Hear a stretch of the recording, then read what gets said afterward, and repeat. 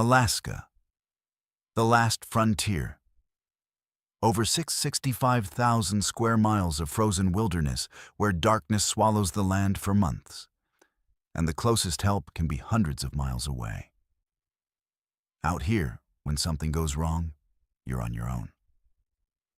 What you're about to hear are 11 accounts from people who encountered something in that isolation, something that defied explanation. Some of these individuals barely made it out. Others, well, their stories are all that remain. I'm Verified Fears, and tonight we're going deep into the Alaskan wilderness, where the cold isn't the only thing that can kill you. The question is, how long can you last before the darkness gets under your skin? Before we begin, hit that subscribe button and ring the notification bell. You won't want to miss what's coming next. Now, let's step into the frozen unknown, starting with a trucker who discovered that some things hunt beneath the ice. I've been running supply routes across the Brooks Range ice roads for 11 winters now, and I thought I'd seen everything this frozen hell could throw at me. Whiteouts that turned the world into static, temperatures that dropped to 50 below, ice so thin I could hear the river rushing beneath my tires. I'd handled it all. February runs were always the worst, when the darkness was absolute except for your headlights. And the cold was so extreme it could crack your axle if you weren't careful. The route I was running that night connected two villages about 90 miles apart, following the frozen Koyukuk River for most of the distance. It was a road I'd driven dozens of times, hauling everything from fuel to food to medical supplies. The ice was solid, at least 8 feet thick in most places, and I was carrying a lighter load than usual, maybe 70,000 pounds. Everything should have been routine. I left the first village around 11 p.m., which put me in complete darkness for the entire run. That was normal. What wasn't normal was the sound I started hearing about 20 miles in. At first, I thought it was just the usual groaning. Ice does that, especially under the weight of a loaded rig. It shifts and settles and makes these deep bass notes that vibrate through your entire chassis. But this was different. This sounded like it was keeping pace with me. I'd accelerate and the groaning would speed up. I'd slow down and it would match me. I told myself I was being paranoid, that it was just the acoustics of driving on a frozen river, sound bouncing weird in the darkness. I'd been driving for 6 hours straight before this run, and fatigue does strange things to your perception. Then I saw the crack. It appeared in my passenger side mirror, a dark line zipper racing across the ice about 30 feet parallel to my truck. I watched it extend forward, keeping perfect pace with my speed. Ice cracks aren't unusual. The freeze-thaw cycle, the weight distribution, the current underneath, all of it creates stress fractures. But cracks don't follow you. They don't anticipate where you're going. I grabbed my radio to call back to base, following protocol. This is Unit 7 to base. I've got some unusual ice activity on the Koyukuk stretch, about mile marker 42. The response came back distorted, overlaid with this deep, rhythmic sound that shouldn't have been on the frequency. Unit, Ven, reading, static, proceed with... Then nothing but that groaning, now coming through my speakers. I killed the radio and focused on driving. The crack was still there, still matching me. I sped up to 45 miles per hour, which was pushing it for ice road conditions, and the crack accelerated with me. I could see it in the sweep of my headlights now, not just in the mirror. It was branching, creating smaller fractures that spread out like veins, all of them oriented toward my truck. My hands were sweating inside my gloves, despite the fact that it was -40 outside. I'd heard stories from old-timers, the kind of stories you laugh off over coffee at the truck stop. Tales about things that lived under the ice, ancient things that predated the villages, that resented the machines that crossed their territory. I'd always figured those stories were just boredom talking, isolation making people see patterns where there weren't any. I made the mistake of stopping. I don't know what I was thinking. Maybe that I could inspect the ice, assess the damage, make an informed decision about whether to continue or turn back.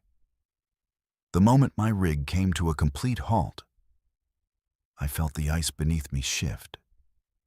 Not crack, not break, but shift, like something massive had pressed upward against the underside.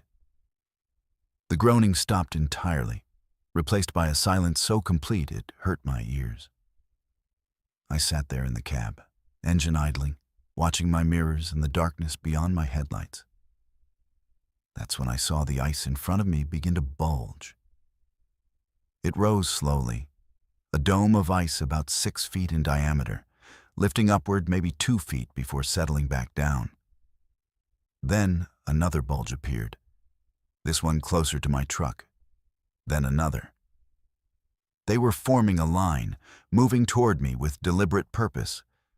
Whatever was underneath was testing, probing, trying to figure out exactly where I was.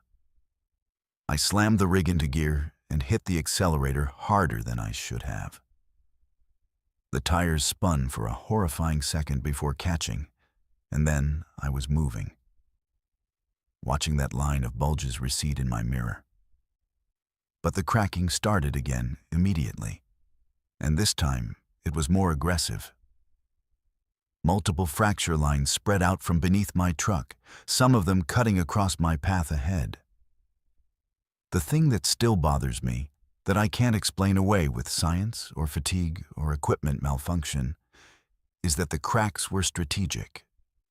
They weren't random stress fractures. They were cutting off potential routes, herding me toward deeper sections of the river where the ice would be thinner. I'd studied the maps of this route obsessively. I knew that about 2 miles ahead, the river deepened significantly as it merged with a tributary. The ice there was rated safe, but only barely, and only for lighter vehicles. I was hauling 70,000 pounds. If I went through there, I'd sink in seconds, and in water that cold, I'd have maybe 3 minutes before hypothermia made me useless. I made a decision that violated every safety protocol I'd ever learned. I veered off the established ice road, heading for shallower water where I knew the ice would be thicker. The moment I left the plowed track, my truck started lurching over uneven frozen surface, but I didn't care.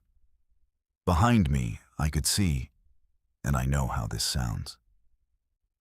I could see the ice actually moving, not cracking, not breaking, but moving like something was swimming underneath it, something so large that it displaced the entire sheet.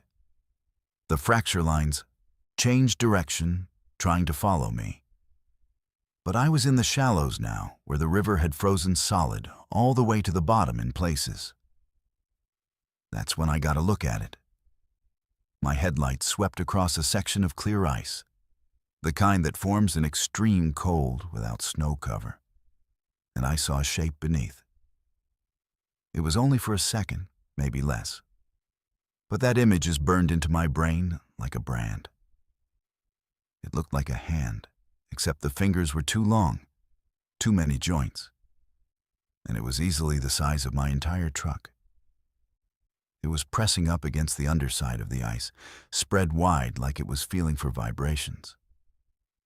The color was wrong too, a pale gray that seemed to absorb light rather than reflect it. Then I was past that section, bouncing over rough ice, my suspension screaming in protest, my cargo shifting in ways that could tip me if I wasn't careful. The GPS was useless off the marked route, but I had a compass and I knew the general direction I needed to go. I kept to the shallowest sections I could find, areas where the ice met gravel bars, where frozen sandbars created natural bridges. The groaning had started again, but it was different now. Frustrated, maybe, if such a thing could feel frustration. The sounds were coming from behind me, receding slightly. Whatever it was couldn't follow as easily in the shallows. It needed depth, needed water underneath the ice to move through. I drove like that for another hour, maybe more. Time loses meaning when you're running on pure adrenaline and terror. Eventually, I recognized landmarks, a distinctive rock formation, a stand of black spruce, and I knew I was getting close to the second village. The ice road proper was another quarter-mile to my left, and I risked cutting back toward it. By then, the groaning had stopped completely. Whatever had been following me had either given up or was waiting somewhere I couldn't detect. I made it to the village at 3:30 in the morning, my hands shaking so badly I could barely hold the steering wheel.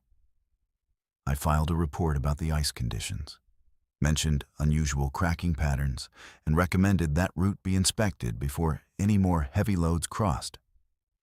The road supervisor told me they'd sent out a crew the next morning and found no structural problems. Ice was solid, thickness well within safety parameters. When I insisted on showing them where I'd driven off-road, they found my tire tracks easily enough. But there was no evidence of the cracking I'd described, no sign of any disturbance in the ice. They suggested that maybe I'd been out there too long, that maybe I needed to take a few days off. I didn't argue. Here's the thing, though. 2 weeks later, another driver went missing on that exact stretch of the Koyukuk River route. They found his truck 3 days after that, or what was left of it. The ice had given way in a section that should have been solid, and the rig had gone through into 40 feet of water. When they recovered it. The investigators said the ice fractures looked unusual, almost like they'd been created from beneath rather than from the weight above. They ruled it driver error. He must have been speeding, must have hit a weak spot. But I talked to his wife at the funeral, and she told me something that put ice in my veins. She said in his last radio transmission, before the signal cut out, he'd reported something following him under the ice, matching his speed, and he'd sounded terrified. I still run ice roads. It's what I know. It's how I make my living. But I don't take that Koyukuk River route anymore. I request different assignments, different territories. Some guys think I'm superstitious, that I've let one weird night mess with my head. Maybe they're right. But on quiet nights, when I'm crossing other frozen rivers in other parts of the Brooks Range, I sometimes hear that groaning again, deep and rhythmic and almost intelligent. And I press the accelerator just a little harder, keep my eyes on the ice ahead, and I don't stop for anything until I reach solid ground. Because out here in the darkness, on these frozen highways where the nearest help is 100 miles away, you learn to trust your instincts. And my instincts tell me that some things hunt in the deep cold, beneath the ice, waiting for the right moment to pull you down into the black water where no one will ever find you. I accepted the winter assignment at Station 7 because I wanted the isolation. After 3 years of crowded university labs and collaborative research projects where you couldn't think without someone interrupting, the idea of spending 4 months alone on the Arctic coast sounded like paradise. The station itself was a repurposed structure from the 1980s, one of several climate monitoring outposts the university maintained across Alaska's North Slope. My job was straightforward: collect atmospheric data, maintain the equipment, document ice formation patterns along the coast, and transmit my findings via satellite uplink twice weekly. The nearest occupied facility was over 300 miles south. During the polar night, which would last from mid-November through late January, I'd be in complete darkness except for my generator-powered lights. The station consisted of 2 buildings, a main cabin with living quarters and lab space, and a smaller generator shed about 50 feet away. Solar panels supplemented the diesel generator during the brief periods of twilight we got in early winter. But once the polar night settled in completely, I'd be running on fuel reserves and battery banks. I had enough supplies for 6 months if necessary, and a satellite phone for emergencies, though reception was unreliable during magnetic storms. The previous researcher had left detailed logs and maintenance notes, everything meticulously organized. His final entry, dated October 28th, simply read, "Preparations complete. Station ready for winter occupancy. Departing on supply flight." Nothing unusual. Nothing concerning. The first 3 weeks went exactly as planned. I fell into a comfortable routine. Morning equipment checks, data collection, meals I could prepare without thinking, evenings reading or analyzing my findings. The darkness was absolute, the kind of dark that urban people never experience. When I shut off the cabin lights, I literally couldn't see my hand in front of my face. The silence was equally profound. No traffic, no aircraft, no voices, just the occasional groan of sea ice and the whistle of wind across the tundra. I'd expected the isolation to feel oppressive, but instead it felt liberating. For the first time in years, my thoughts were entirely my own.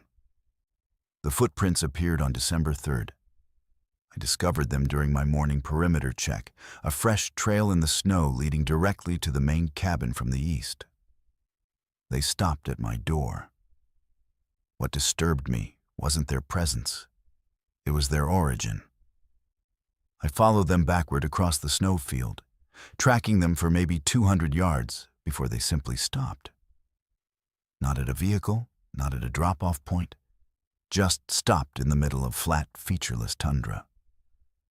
There were no corresponding tracks leading away.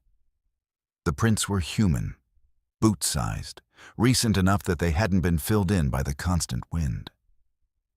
I checked my security log. No alerts, no motion sensor. Triggers, no unusual activity logged by the automated systems. I told myself there had to be an explanation. Maybe the wind had obscured part of the trail. Maybe someone from the university had visited and I'd somehow slept through their arrival, though that seemed impossible given how sound carries in the Arctic silence. I documented the prints with photographs and measurements, then continued my normal routine. That night, I kept the perimeter lights on and checked the security monitors more frequently than usual. Nothing moved in the white circle of illumination surrounding the station. By midnight, I'd convinced myself I was being paranoid. The knocking came at 3:17 a.m. 3 deliberate raps on the main cabin door, loud enough to wake me from sleep. I sat up in my bunk, heart pounding, listening. Silence. Then 3 more knocks, patient and measured. I grabbed my flashlight and approached the door, keeping back from the window. "Who's there?" My voice sounded strange after weeks of not speaking aloud. No response. I checked the security monitor that covered the entrance. The screen showed my door, the small porch, the circle of light from the exterior lamp, but no person. I watched for 5 minutes. Nothing. The wind was calm, less than 5 miles per hour according to my instruments. No conditions that could create knocking sounds. I didn't open the door that night. I sat in my chair, watching the monitor, until dawn began to gray the eastern horizon around 11 a.m. When I finally went outside, there were new footprints on the porch, clear impressions directly in front of the door. But again, no trail leading away. Whoever or whatever had knocked had simply vanished from a porch that stood 4 feet off the ground with no surrounding snowdrifts tall enough to jump into. The second night, the knocking came again at the same time. This time, I was ready. I'd positioned myself with a clear view of both the door and the security monitor. The 3 measured knocks echoed through the cabin. On the monitor, I watched the door, but saw nothing. I counted to 10, then opened it quickly, flashlight raised. A figure stood on the porch, maybe 6 feet away. Male, middle-aged, wearing Arctic gear appropriate for the conditions. He smiled when he saw me. "Thank God," he said. "I've been walking for hours. Can I come in?" Everything about the situation was wrong. His gear was clean, no ice buildup, no signs of exposure despite temperatures that were 30 below zero. His face showed no frostbite, no cold damage. Most critically, there was nowhere he could have walked from. "What station are you from?" I asked, not moving from the doorway. "Station 12, he said, pointing vaguely northeast. "We had a generator failure. I've been trying to reach someone for help." I knew the university station designations. There was no Station 12. The numbering system only went to 9, and all of them were hundreds of miles from my location. "How do you know my name?" I asked. I hadn't introduced myself, but he'd used it twice already. He looked confused. "You told me. Last week, remember? When you visited our station?" I'd never left Station 7 since arriving. My snowmobile had a GPS tracker, every trip logged automatically. I hadn't gone anywhere. "I think you should leave," I said. The man's expression didn't change, that same pleasant smile. "It's dangerous out there. You know that. Please, just for a few hours." His eyes were wrong. They didn't reflect the light properly, like looking at dark glass instead of human tissue. I shut the door and locked it. Through the monitor, I watched him stand there for maybe 30 seconds, still smiling at the closed door. Then he walked off the porch. And I mean walked off. Not down the stairs, but directly over the edge as if the 4-foot drop didn't exist. He didn't fall, didn't stumble, just stepped down onto the snow with no change in his stride, and walked toward the darkness beyond the lights. I watched until he disappeared. In the morning, I found his footprints approaching the cabin. But the stride length was wrong. Too long, covering ground that would require 6-foot steps. And where he'd stepped off the porch, there was no impact depression, no sign that he'd dropped any distance at all. I spent that day reviewing every file the previous researcher had left. Buried in a folder marked Equipment Manuals, I found a personal journal, dated entries from his winter assignment 2 years prior. Most of it was routine observations. But then I reached December 4th. The visitor returned last night. Same story about needing help, same smile. I've started keeping detailed logs of when it appears. 3:17 a.m. like clockwork. It knows things it shouldn't. Names of my family members, details about my research that aren't in any published papers. Dr. Chen from the university thinks I'm experiencing isolation-induced psychosis. Maybe I am. But psychosis doesn't leave footprints. The entries continued. The previous researcher had documented 17 visits over 3 months. Each time, the figure claimed to be from a non-existent research station. Each time, it knew personal information it shouldn't have access to. The researcher's final entry, dated February 19th, was different from the official log I'd read. "It's wearing my face now. I saw myself standing outside the generator shed tonight. Same jacket I'm wearing, same scar on my left hand. It smiled at me with my smile. I'm requesting early evacuation. I don't care what the university thinks. I'm not spending another night here." That night, I didn't sleep. I sat watching the monitors with the lights on, every setting bright enough to hurt. 3:17 a.m. came and went without incident. I started to relax around 4 a.m. That's when I saw movement on the monitor covering the generator shed. a figure standing next to the building, partially in shadow. It stepped into the light, and I felt my stomach drop. It was me. Exact same build, same hair, wearing identical clothing down to the coffee stain on my thermal shirt that I'd gotten that morning. The figure waved at the camera, a friendly gesture, then walked around the generator shed and out of frame. I checked every monitor. Nothing. I pulled up the security logs. No motion alerts, no anomalies. But I'd seen it. I grabbed the satellite phone and called the university emergency line. The reception was terrible, broken with static. But I managed to communicate that I needed immediate evacuation. The dispatcher said weather conditions made flying impossible for at least 5 days. I'd have to wait. When I asked if they'd sent anyone to check on me, if anyone else had been at this station recently, the answer was definitive no. I was the only person within 300 miles. I made it 3 more nights. The figure appeared each time, always at 3:17, always with a different approach. Once it claimed to be a lost hiker. Once it said it was a supply pilot whose plane had crashed. Once it appeared as my father, who's been dead for 6 years, asking why I hadn't come to visit him. Each time, it knew things. Specific details about my life, my research, my fears that I'd never shared with anyone. Each time, it stood outside the cabin with that patient, expectant expression, as if it was waiting for me to invite it in. The flight came on December 11th. I'd packed 2 days earlier, everything I deemed essential. The pilot took one look at me and asked if I was sick. I must have looked terrible. I hadn't slept properly in a week. During the flight out, I explained what I'd experienced.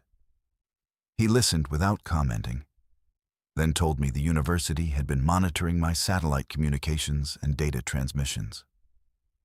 Everything had been normal. No signs of equipment malfunction or environmental factors that could explain hallucinations. He suggested I take some time off, maybe talk to someone. Here's what I didn't tell him.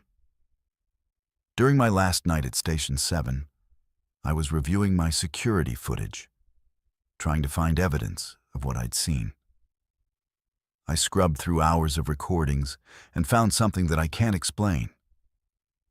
On December 3rd, the same day I discovered the first footprints, there's a gap in the footage. 4 minutes and 37 seconds where the timestamp jumps, but the scene doesn't change.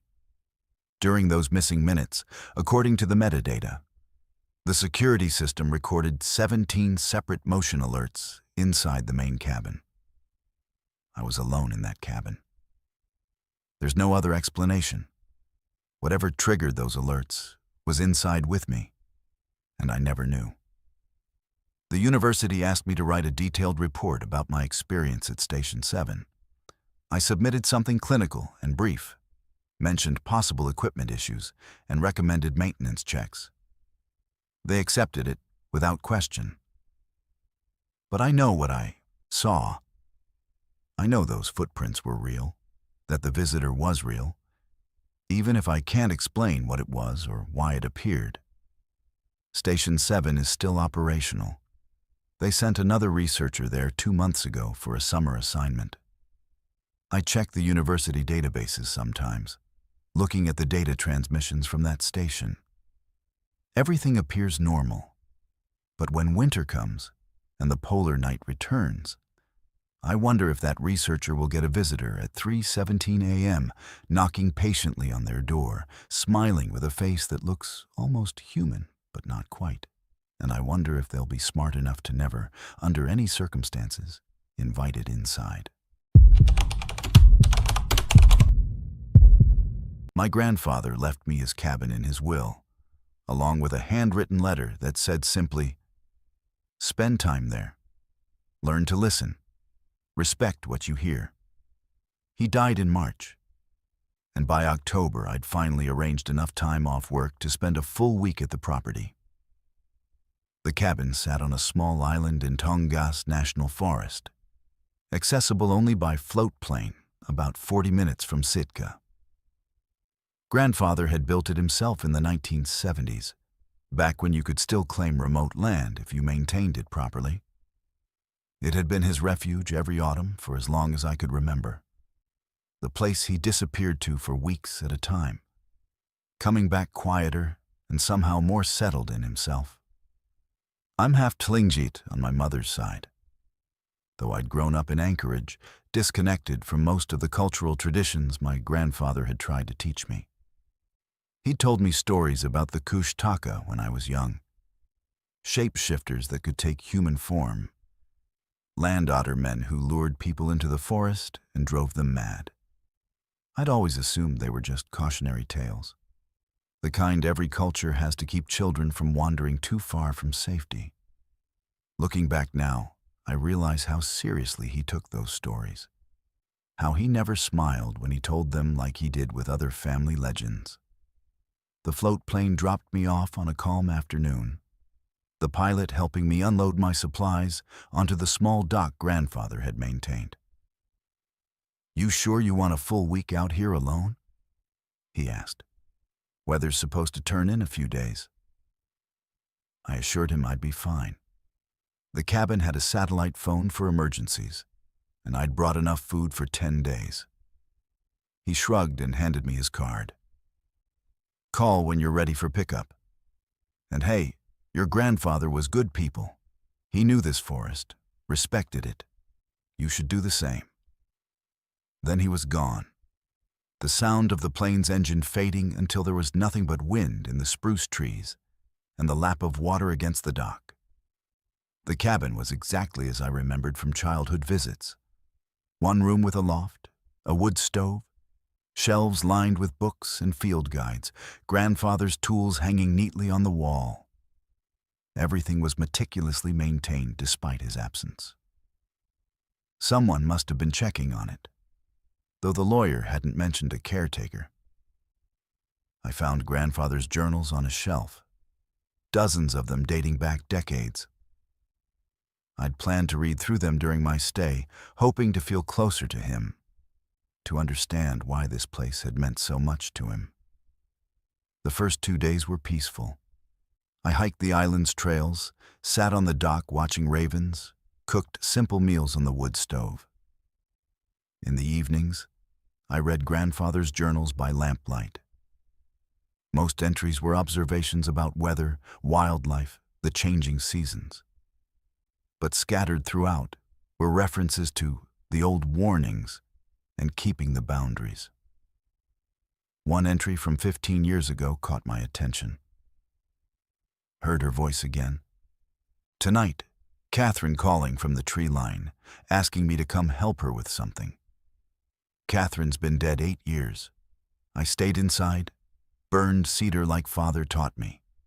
It gave up after an hour, and I heard it leaving, the footsteps changing as it went back into the trees. Catherine was my grandmother. She died when I was 10, long before grandfather built this cabin.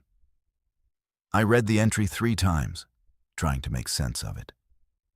Isolation could affect people strangely. Maybe grandfather had been experiencing auditory hallucinations, his grief manifesting in ways his rational mind couldn't control. But the clinical detachment in his writing suggested otherwise. He documented it like a weather pattern, something expected and manageable if you followed the right protocols. On the 3rd night, I heard my mother's voice. I was getting ready for bed when it came clearly through the cabin wall. "Sweetheart, I need help out here. Can you give me a hand?" The exact tone she used when she needed me to carry groceries or help her reach something on a high shelf.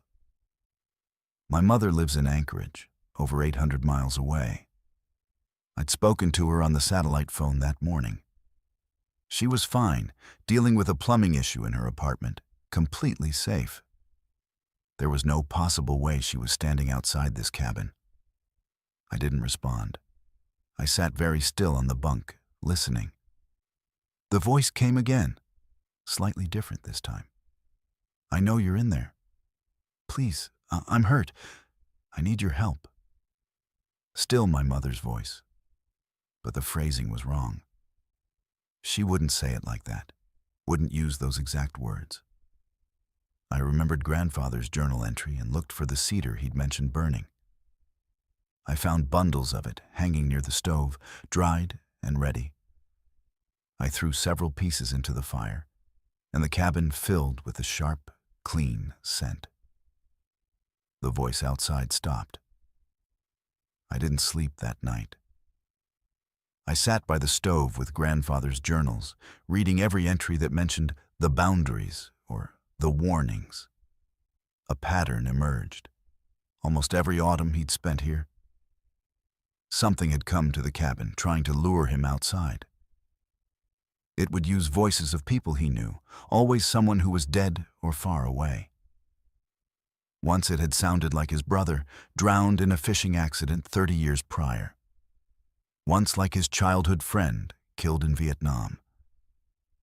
The entities, he never called them Kushtaka directly, but the implication was clear, seemed to know intimate details about his life, using names and phrases that should have been impossible for anything to know. One journal entry included detailed instructions written in a different hand. His father's, I realized, recognizing it from old letters I'd seen. When they come speaking with familiar voices, 1. Never answer them directly. 2. Never open the door after dark. 3. Burn cedar and devil's club. 4. Do not look directly at them if you see them. 5. They cannot hold a shape perfectly. Watch for the mistakes. 6. Most important, they cannot enter unless invited. Never, under any circumstances, invite them in. Below this, grandfather had added his own note. Father was right. Followed these rules for 40 years. It's kept me safe. It's kept me human. The next morning, I found tracks circling the cabin. They started as human footprints in the soft ground near the tree line. But as they circled closer to the building, they changed. The stride lengthened impossibly, and the prints themselves became something else. Elongated with claw marks, like an otter's feet, but scaled up to human size. Where they reached the cabin wall, they simply stopped. No return tracks, no continuation. Just stopped, as if whatever made them had vanished or passed through solid matter. I took photographs, documented everything, trying to maintain some scientific objectivity. But my hands were shaking. These were exactly like the tracks grandfather had sketched in his journals, detailed drawings with measurements and notes about gait patterns. He'd tracked these things for decades, studying them with the same careful attention he brought to everything else in his life. This wasn't folklore or superstition. This was something real that he'd learned to coexist with by following very specific rules. That afternoon, I heard my grandfather's voice. It came from the dock, calling my name the way he used to when I was a child visiting him in summer. "Come on down here. I want to show you something." The exact tone, the exact inflection. For a moment, grief almost overrode my caution. I wanted so badly to see him again, to hear him explain all of this, to have one more conversation. My hand was on the door handle before I caught myself. I looked through the window instead, angling my view toward the dock. A figure stood there, wearing grandfather's favorite canvas jacket, his old hat. But something was wrong with the proportions. The arms were slightly too long, hanging past where they should have ended. And the face, when it turned toward the cabin, was almost right, but not quite. Like a photograph that had been subtly distorted, All the features in approximately the right places, but the spacing between them just slightly off. "I know what you are," I said aloud, not opening the door. The figure tilted its head, and I heard grandfather's laugh, perfect in every detail. "Smart kid.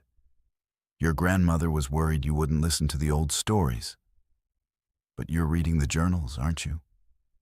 Learning what you need to know?" I didn't answer. The figure that looked like grandfather walked closer to the cabin, and I could see its feet now. They weren't quite touching the ground properly, hovering maybe an inch above the dock boards. "Your mother misses you," it said, still using grandfather's voice. "She's very sad. She wants you to come home. She sent me to bring you back." The lies were getting more elaborate, more emotionally manipulative. I remembered grandfather's note about them learning, adapting their strategies. "You need to leave," I said. "You're not welcome here. You're not my grandfather, and you can't have what you're asking for." The figure stopped moving. For a long moment, it just stood there, and I could see its form flickering slightly, like a bad projection. Then it smiled with grandfather's face. But the smile was wrong, too wide, showing too many teeth. "He fought too," it said, and now the voice was changing, becoming something else, layered with sounds that weren't quite human. "For 40 years he kept us out, but he's gone now, and you're here, and we're so very patient." Then it turned and walked toward the tree line, and I watched its shadow on the ground. The shadow didn't match the form casting it. The shadow was something quadrupedal and low to the ground, otter-shaped, while the figure itself still looked roughly human. I called for early pickup that night. The satellite phone connection was poor, full of static, but I managed to communicate that I needed to leave. The pilot said he could come the next morning if the weather held. I spent that final night burning every scrap of cedar I could find, keeping the fire hot and bright. They came multiple times. I heard my mother, my best friend from college, my deceased aunt, even my own voice calling from outside, asking to be let in, claiming I'd locked myself out. Each time I stayed silent, stayed inside, followed grandfather's rules. Dawn came eventually. The float plane arrived at 9 a.m., and I'd never been more grateful to hear an engine. I loaded my things quickly, taking only my personal items and grandfather's journals. As we lifted off, I looked down at the cabin and saw figures standing at the tree line, 3 of them, maybe 4, watching the plane leave. From the air, they looked almost human. Almost. I've been back in Anchorage for 2 months now. I've read through all of grandfather's journals, understanding now why he spent so much time at that cabin. He wasn't just seeking solitude, he was maintaining the boundaries, proving to those things that the property was actively occupied and defended. Without him there, without someone who knows the rules and follows them, I don't know what will happen to that place. The forest will reclaim it eventually, and maybe that's for the best. Sometimes I hear my grandfather's real voice in my memory, distinguished now from the imitation I heard at the cabin. He used to tell me that the Tlingit stories weren't just entertainment, they were survival guides, accumulated knowledge passed down through generations of people who lived in close proximity to things we don't fully understand. He'd say that dismissing them as superstition was a luxury of people who'd never encountered what the stories warned against. I understand now. I understand completely. And I know that I'll never go back to that cabin, beautiful as it is. Because some inheritances come with responsibilities I'm not prepared to maintain. The forest can have it back. Some places belong to things older than us, and no amount of legal documentation changes that fundamental truth. This was my second season aboard the Northern Prospect, a 120-foot crabber working the Bering Sea out of Dutch Harbor. First season, I'd kept my head down, learned the work, proved I could handle the 18-hour shifts and the brutal conditions. This season, Captain Rourke had told me I was part of the crew proper, not just temporary deck help. We were fishing the continental shelf edge in late October, working the drop-off where the shelf plunges from 200 feet to over 3,000 in the span of a few miles. Good fishing if you knew the bottom, deadly if you didn't. We'd been out 11 days, our holds about 60% full of snow crab, riding out marginal weather and waiting for the next weather window to make another big push. The haul that changed everything came up just after midnight on day 12. We were working a section of bottom that our sonar showed as irregular, probably rocks and debris where crab like to congregate.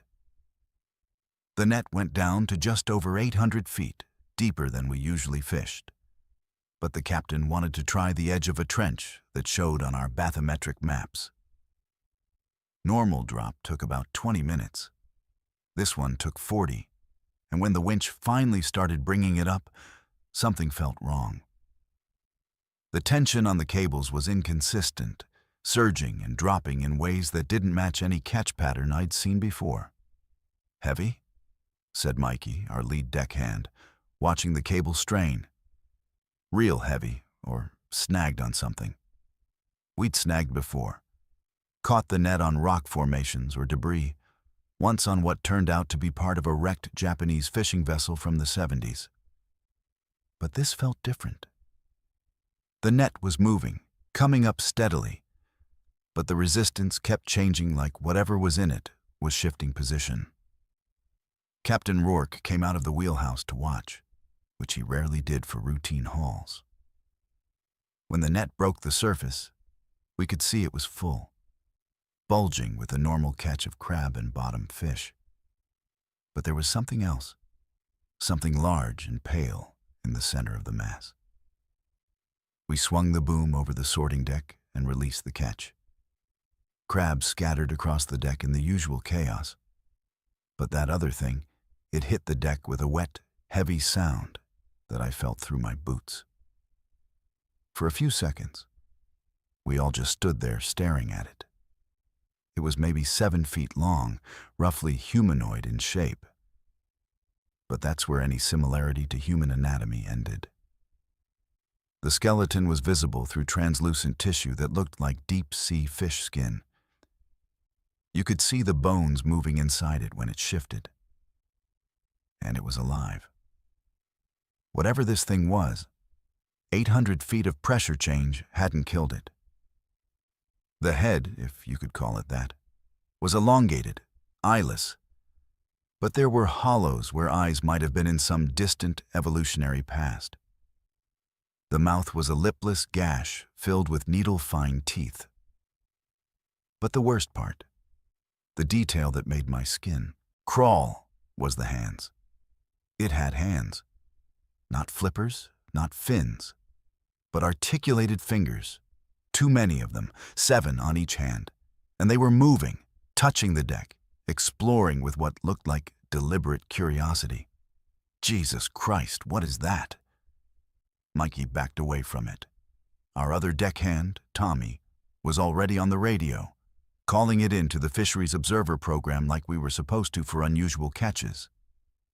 The thing's head turned toward the sound of his voice. It had no visible eyes, but it oriented on him with precision, tracking his movement across the deck.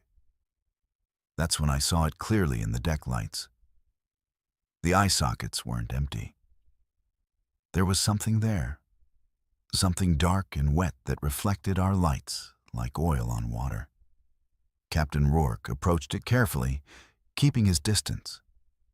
He'd been fishing these waters for 30 years and claimed to have seen everything the Bering Sea could throw up. "I've never seen anything like this," he said quietly. "It's not in any identification guide I know. We need to get it back in the water. That's protocol for unusual or protected species. Document it, photograph it, get it back in its environment as quickly as possible. But when Mikey and I tried to move it with the deck hooks we used for sharks and large halibut, it responded. The thing grabbed the hook, not defensively, not with the mindless reflex of a fish, but with clear intention. It pulled the hook toward itself, examining it with those too many fingers, turning it over like it was trying to understand what it was for. Then it looked at Mikey. And I know it looked at him, despite having no visible eyes. And it made a sound. Not a fish sound, not an animal sound. A clicking pattern that sounded almost like speech, like it was trying to communicate. Get it off my deck. Captain Rourke's voice had an edge I'd never heard before. Now. We used the deck hose to wash it toward the scuppers, trying not to touch it directly. The thing didn't fight us. It moved with the water, letting itself be pushed toward the side. But the whole time, it was watching us. All four of us, tracking our positions with those invisible eyes. When it reached the rail, it paused, one hand gripping the metal, and I swear it looked back at each of us individually before it dropped into the ocean. We should have left that area immediately. In hindsight, that's obvious. But we had quotas to fill and fuel to justify, and the captain convinced himself, convinced all of us, that it was just some kind of deep-sea fish we'd never encountered before. Weird, yes, but the ocean is full of weird things. We'd documented it, we'd released it, we were done. We went back to fishing. That was our first mistake. The next net came up full. Normal catch, nothing unusual. Same with the one after that. We worked through the night, and by dawn we'd added another 8,000 pounds to our holds. Everything seemed fine until Tommy went to check the bait freezer in the lower hold and found one of the access panels removed. Not broken, not torn off. Carefully removed, the bolts laid out in a neat line on the deck beside the opening. The freezer had been accessed from the outside, through the hull. That was impossible. We were 50 miles from land in water that was just above freezing. Captain Rourke inspected the hull from inside. The opening was too small for a person to fit through, maybe 8 inches in diameter. But it went all the way through. He could see water beyond it. "This is a drill hole," he said. "Someone drilled into our hull. But there was no one else out here. No vessels within 20 miles, according to our radar. And the hole was below the waterline. No one could drill a hole below the waterline while we were underway, without us knowing. We patched it with emergency sealant and kept working. But the atmosphere on the boat had changed. Everyone was on edge, jumping at sounds, seeing things in the peripheral vision that weren't there when you looked directly. That night, I had the first dream. I was underwater, deep underwater, and I could breathe. I was swimming down into darkness so complete that I shouldn't have been able to see anything. But I could. I could see the bottom, thousands of feet down. And there were structures there. Not natural formations. Structures. Buildings, maybe, or something like buildings, made from materials I couldn't identify. And there were things moving between them, lots of things, all shaped like the creature we'd caught. I woke up gasping, but I could still feel the water pressure, still feel the cold. Mikey was awake too, sitting up in his bunk, staring at nothing. "You dream it too?" he asked. I nodded. He described the same dream, exact details, down to the specific geometry of the structures he'd seen. Tommy had dreamed it as well. So had the captain. All of us, the same dream, the same night. The next net came up with 3 of them. Same basic shape as the first, Same translucent skin over visible bones. Same too many fingered hands. But these three were different. Larger, maybe 9 feet long, and they moved with more coordination. They didn't scramble around the deck like fish out of water. They stood up, balancing on legs that bent in too many places. And they looked at us with those eyeless faces that somehow still conveyed intelligence and intention. The clicking sounds they made back and forth to each other were definitely language. I couldn't understand it, but I could recognize the structure. Question and answer, statement and response. "Back in the water now!" Captain Rourke was shouting, but his voice was shaking. We tried to herd them toward the rail, but they weren't cooperating this time.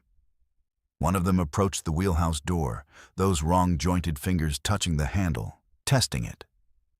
Another moved toward our equipment locker with the same curious examination we'd seen from the first one. They were learning, studying us, figuring out how our world worked. Tommy made the mistake of trying to grab one, thinking he could force it toward the rail. It turned on him with speed that shouldn't have been possible for something that had just come up from 800 feet of depth. It didn't attack him exactly, but it grabbed his arm with those 7-fingered hands and pulled him close, bringing its face within inches of his. The clicking it made was different. Slower, more deliberate, like it was trying to make Tommy understand something. His nose started bleeding immediately, thin streams of blood running down his face, and his eyes went distant. He stopped struggling and just stood there while the thing held him. We got them back in the water eventually, using the deck hoses and making enough noise to drive them toward the rail. But it took 20 minutes, and the whole time they were studying us, learning from us, making those clicking sounds back and forth that definitely carried meaning. When the last one went over the side, it paused like the first one had, looking back at us, and it pointed downward with one of those horrible hands. A gesture, deliberate communication. Then it dropped into the dark water and was gone. Tommy wouldn't talk about what happened when the thing grabbed him. He sat in the galley staring at his coffee for an hour, nose still bleeding intermittently. And when we asked him questions, he just shook his head. Finally, he said, "They want us to come down. They have a message, or an invitation, or I don't know the right word for it. But they want us to come see something. They think we'll understand if we come down there." His eyes were wrong when he said it. The pupils dilated too wide, and his hands were shaking. That night, we all had the same dream again, but more detailed. The underwater city was clearer now, and I could see more of the things moving through it. Hundreds of them, maybe thousands. And there were other things too, older structures deeper down, built by something else, something even stranger. In the dream, I understood that these creatures we'd caught were the current residents, but they hadn't built those deepest structures. They'd inherited them or found them, and they wanted to show them to someone, to share what they'd discovered in the deep places where no light had ever reached. Captain Rourke gave the order to head back to Dutch Harbor on day 13. We were only 70% full, well short of our quota, but none of us argued. On the trip back, we didn't talk much. We'd started having the dreams during the day, too. Waking dreams, moments where the boat would disappear and we'd be underwater again, seeing those structures, feeling the pressure and the cold and something else, something calling us down. We've been back on land for 3 weeks now.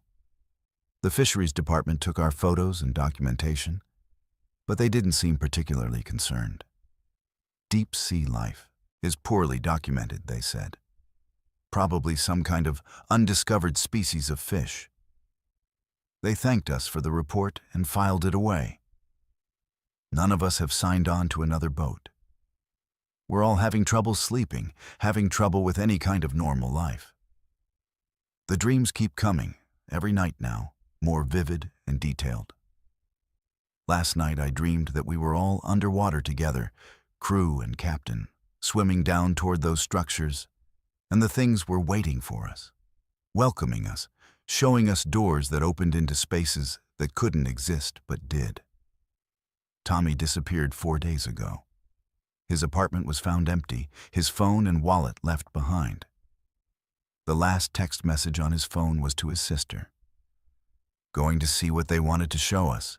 Don't worry, it's better down there. The Coast Guard is searching, but I know they won't find him. Or if they do, it won't be anything they can explain. Because I understand now. The things we caught weren't caught at all. They let us haul them up. They wanted to see us, to study us, to establish contact. And now they're calling us, all of us who were on that boat, calling us down to see what they found in the deep trenches, in places where humans have never gone and maybe were never meant to go. Mikey called me yesterday. He started hearing the clicking sounds when he's alone, that language we heard on the deck. He says he's starting to understand it, that it's getting clearer every day. Captain Rourke put his boat up for sale. He told me on the phone that he can't be on the water anymore, because every time he looks at the ocean, he sees them just beneath the surface, dozens of them, watching and waiting. I look at the ocean too, here in Dutch Harbor where I'm writing this. I can see them sometimes in my peripheral vision, pale shapes moving just below the waves. And the worst part is that I'm not scared anymore. The dreams have shown me what's down there, and part of me, a growing part, wants to see it for real, wants to accept their invitation and swim down into that darkness where they're waiting to show us what they've found, what they've been living with for who knows how long in the deep places we never knew existed. The water's cold here, barely above freezing. But I don't think that will matter once I'm underneath it, once I'm with them. I think it will feel like coming home. I've been studying wolf behavior in Alaska for 7 years. The last 3 focused on a specific pack in Denali National Park. My research station was positioned about 30 miles into the backcountry, accessible only by snowmobile in winter. A small cabin equipped with computer systems for analyzing GPS collar data and trail camera footage. The pack I was monitoring, designated as the Teklanika pack, consisted of 9 wolves, 5 of which wore GPS collars that transmitted location data via satellite every 4 hours. Standard research protocol. I'd done this work with multiple packs across different regions, published papers on predation patterns and territorial behavior.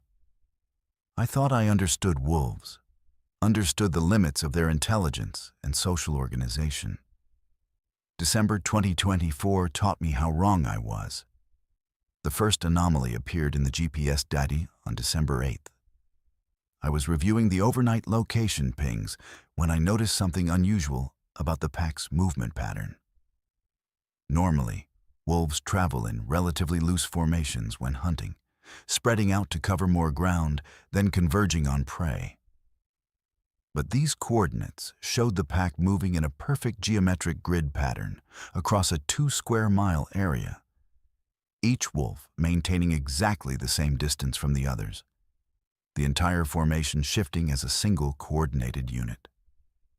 I ran the data through my analysis software 3 times, checking for equipment malfunction or satellite error. The pattern was real. I pulled up the historical data for comparison. The Teklanika pack had never moved like this before. No pack I'd studied had ever moved like this. The precision required would demand a level of communication and spatial awareness that wolves simply don't possess. I made notes in my research log, flagged the data for further analysis, and tried to come up with a rational explanation. Maybe they'd been hunting in an area with unusual terrain features that channeled their movement. Maybe the GPS collars were malfunctioning in synchronized ways, though the probability of that was essentially zero. The second anomaly came 2 days later. My trail cameras, positioned at various points around the research station and near known wolf travel corridors, captured footage that made me review the recordings frame by frame for hours. The wolves had approached one of my cameras. Not unusual, they're curious animals. But instead of sniffing it and moving on, they appeared to be examining it systematically. The alpha female spent nearly 4 minutes looking directly at the lens, then at the solar panel, then at the mounting bracket. She touched the camera housing with her nose in specific spots, like she was testing its construction. Then the beta male approached and did the same thing, touching the exact same spots in the exact same sequence. That could have been coincidence, learned behavior from watching the alpha. Wolves are intelligent, they learn from pack leaders. But then a third wolf approached and performed the same examination, touching the same specific points in the same order. Then a fourth. All 9 wolves, including the 3 without GPS collars, examined that camera in identical fashion, like they were following a protocol. The footage timestamp showed this took place over 47 minutes. When they finished, they sat in a semicircle facing the camera for 3 minutes, completely still, then moved off in single file. I spent that evening reviewing everything I knew about wolf cognition and social learning. They're smart animals, capable of complex problem-solving and coordinated hunting strategies. But this level of systematic behavior, this precision in replicating actions, was outside documented parameters. I considered that I might be anthropomorphizing, seeing patterns that weren't really there because human brains are wired to find patterns. I made myself coffee and tried to focus on the mundane work of data entry and equipment maintenance. December 12th. I discovered bone arrangements. During my weekly perimeter check around the research station, I found caribou bones laid out in patterns around my cache shed, not scattered by scavengers, not dragged and dropped randomly, arranged. Ribs forming parallel lines, leg bones positioned at right angles, vertebrae placed at regular intervals. The patterns were too precise to be natural. I photographed everything, took measurements, documented the positions. The bones formed what looked like a simplified diagram of the research station itself, with specific markers where my cabin, generator shed, and cache were located. I checked the trail cameras covering that area. The footage showed the wolves arranging the bones over the course of 3 hours, working in pairs, moving specific bones to specific locations. They weren't playing, weren't food caching, weren't engaging in any documented wolf behavior I'd ever seen. They were constructing something, building a model, and the precision with which they worked suggested planning and spatial reasoning that should have been impossible. That's when I started to feel genuine unease. I'd been in remote research stations before, alone for months, and never felt threatened by the wildlife I studied. But this was different. This suggested the wolves weren't just aware of me. They were studying me back, analyzing my environment, perhaps trying to understand my presence and purpose. I increased the frequency of my GPS data downloads, checking the collar transmissions every 2 hours instead of the standard 4. The movement patterns became more complex. The wolves began traveling in formations that I recognized from my own field research methodology. They were grid searching, the same systematic pattern researchers use to survey an area thoroughly. They covered a 12-square-mile section of territory in perfect search grids over 4 days. The GPS data showing coverage so complete there were no gaps larger than 100 meters. This wasn't hunting behavior. This was methodical survey work, December 15th. My motion sensors started triggering in patterns. The research station had a perimeter security system, basic infrared sensors that logged when something larger than a fox passed within 50 meters.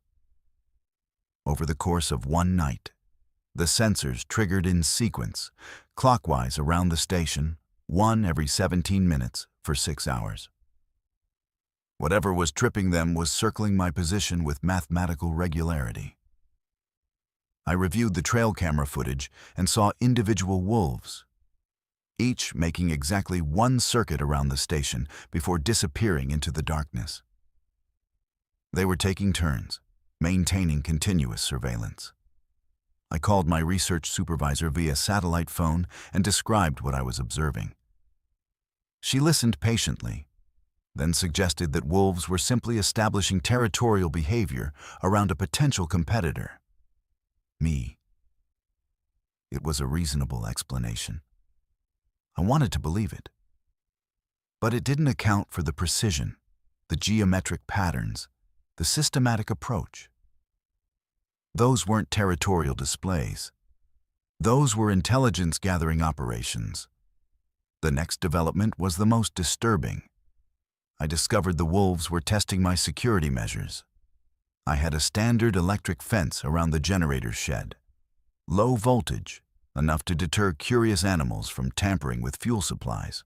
The trail camera covering that area showed a wolf approaching the fence, touching its nose to the wire, receiving the shock, and backing off. Normal animal behavior. But then a second wolf approached the exact same spot, received the same shock, and backed off. Then a third, fourth, fifth. All 9 wolves, one after another, deliberately touching the fence in the same location, as if they were gathering data about the deterrent's strength and consistency. Later that same day, I found they'd been probing the fence at different points, testing multiple locations, and they discovered that the corner post had a small gap where the wire didn't quite connect. They didn't breach the fence. They just identified the weakness and left it alone, like they were creating a database of vulnerabilities for future reference. I started keeping detailed hourly logs of my observations. December 17th, so 300 hours. Wolves positioned at exactly the cardinal points around the station, north, south, east, west. Maintaining those positions for 40 minutes. December 17th, 1400 hours. 2 wolves observed on ridge overlooking the station, sitting motionless for 2 hours, line of sight covering all my approaches. December 18th, over 200 hours. Discovered fresh wolf tracks leading to every single one of my trail cameras, including 3 I'd installed just days earlier in locations the pack had never visited before. They'd found them all in one night. The GPS collar data was showing something else troubling. The wolves were spending significant time in locations that had no obvious value. No prey concentrations, no den sites, no territorial boundaries to defend. When I cross-referenced these locations with my own research activities, I realized they were places I'd visited recently. They were following my movements, checking locations where I'd conducted surveys or collected samples. They were backtracking me, learning my routines. December 19th. I found a wolf waiting by my snowmobile. I'd left it parked about 100 meters from the cabin while I checked equipment. When I came back, the alpha female was sitting beside it, not aggressive, not afraid, just sitting there like she was waiting for me. We made eye contact for maybe 30 seconds. Her expression, and I know how unscientific this sounds, her expression was evaluative. She was assessing me, making some kind of judgment. Then she stood up, walked a slow circle around the snowmobile, came back to her original position, looked at me again, and trotted off into the trees. I checked the snowmobile thoroughly. Nothing was damaged, nothing disturbed. But there were nose prints on the seat, on the handlebars, on the storage compartment. She'd examined it while waiting for me, testing materials, learning about my tools, my methods of transportation. That night, I reviewed all my footage, all my data, looking for an explanation that fit within known wolf behavior parameters. I couldn't find one. Every observation pointed to the same conclusion. This pack had developed or was developing cognitive abilities beyond normal wolf intelligence. Tool recognition, systematic testing, geometric precision in movement, coordinated surveillance. These were strategies that suggested either directed training from an outside source or spontaneous evolution of higher-order thinking. The most frightening possibility was that they were being directed. The bone arrangements, the synchronized camera examinations, the perfect grid patterns. What if something else was controlling them, using them as proxies to study me? But that led to questions I couldn't answer. What could control 9 wild wolves with that level of precision? And why would it be interested in a wildlife researcher in the middle of Denali? December 21st. The wolves changed tactics. Instead of circling the station, they began approaching directly, one at a time, coming within 20 meters of my cabin before stopping. Each wolf would arrive, sit for exactly 10 minutes facing the cabin, then leave. Another would arrive 17 minutes later, repeat the process. They maintained this pattern for 14 hours. I watched from the window, documenting each visit, and I realized they were demonstrating something: patience, organization, the ability to maintain a coordinated strategy over extended time.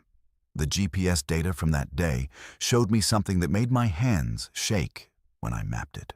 While individual wolves were visiting the station in sequence, the rest of the pack was positioning themselves in a large perimeter around my location. They'd formed a circle approximately 1 mile in radius, with my station at the exact center, and they maintained that formation for the entire 14 hours. Military-level coordination, strategic positioning. They were showing me they could isolate me, that they controlled the space around the research station. I made the decision to leave on December 22nd. I submitted my data to the university servers, packed essential equipment, and prepared for extraction. The satellite phone call to arrange pickup was difficult. My supervisor was concerned about abandoning an active research site. Wanted me to wait for scheduled rotation in 3 weeks. I couldn't explain the real reason I was leaving without sounding irrational. I told her equipment failures, personal health concerns, anything that sounded more reasonable than, "The wolves have been conducting surveillance operations against me with tactical precision." The night before extraction, the wolves made their final demonstration. All 9 gathered in front of my cabin, clearly visible in the exterior lights. And they performed the most unsettling display yet. They arranged themselves in a line, shoulder to shoulder, facing the cabin directly. For 23 minutes, they remained perfectly still. Perfect formation, just watching. Then, in synchronized movement that would have been impressive in trained dogs, they turned 90 degrees to the right, held that position for exactly 1 minute, turned another 90 degrees, held again, until they'd completed a full rotation. Then they dispersed, each taking a different direction, moving away in straight lines that radiated out from the cabin like spokes from a wheel hub. I watched the GPS data update as they moved. The straight-line paths they followed extended for over 3 miles each before they finally broke formation. It was a demonstration, a message. They were showing me they could execute complex coordinated maneuvers, that their behavior was intentional and controlled, not instinctive or random. The helicopter picked me up on December 23rd. As we lifted off, I looked down at the research station and saw wolves on every ridge point surrounding it, sitting motionless, watching the extraction. The GPS collars have continued transmitting data, and I've continued analyzing it from the university. The pack's behavior has returned to normal parameters. Standard hunting patterns. Typical territorial movement. Nothing unusual. Like whatever was driving that extraordinary behavior has been turned off or is dormant. I submitted my findings in a carefully worded report that focused on anomalous GPS data requiring further investigation and potential equipment calibration issues. The university accepted it and assigned someone else to continue monitoring the Teclonica pack. I didn't warn them. How could I? What would I say that wouldn't sound like isolation-induced paranoia or complete professional breakdown? But I keep watching the data. Every day, I download the GPS coordinates, looking for those geometric patterns, those perfect formations. And sometimes, late at night when I'm analyzing the movement maps, I see hints of it. Brief moments where the pack moves with too much precision, where their positions suggest coordination beyond instinct. And I wonder what they were showing me, what they wanted me to understand. Were they demonstrating intelligence they've always had, but kept hidden? Or was something else using them, testing human response through animal proxies, running experiments in the wilderness where no one would believe what was observed? The researcher who took over my station called me last week. She wanted to ask about my methodology, about how I'd conducted my observations. I asked why, and there was a long pause before she answered. "The wolves," she said. "They keep arranging bones around the cache shed. Perfect geometric patterns, like they're building something or communicating something." I told her it was probably normal scavenging behavior. Nothing to worry about. I told her to document it and continue standard research protocols. I didn't tell her to leave.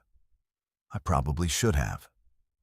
Because if the wolves are doing it again, with a different researcher, that means it wasn't about me, specifically. It means they're studying us, all of us. And whatever intelligence is guiding that study has patience enough to work across multiple human subjects, gathering data, learning how we respond, waiting for the right moment to show us exactly what they've become.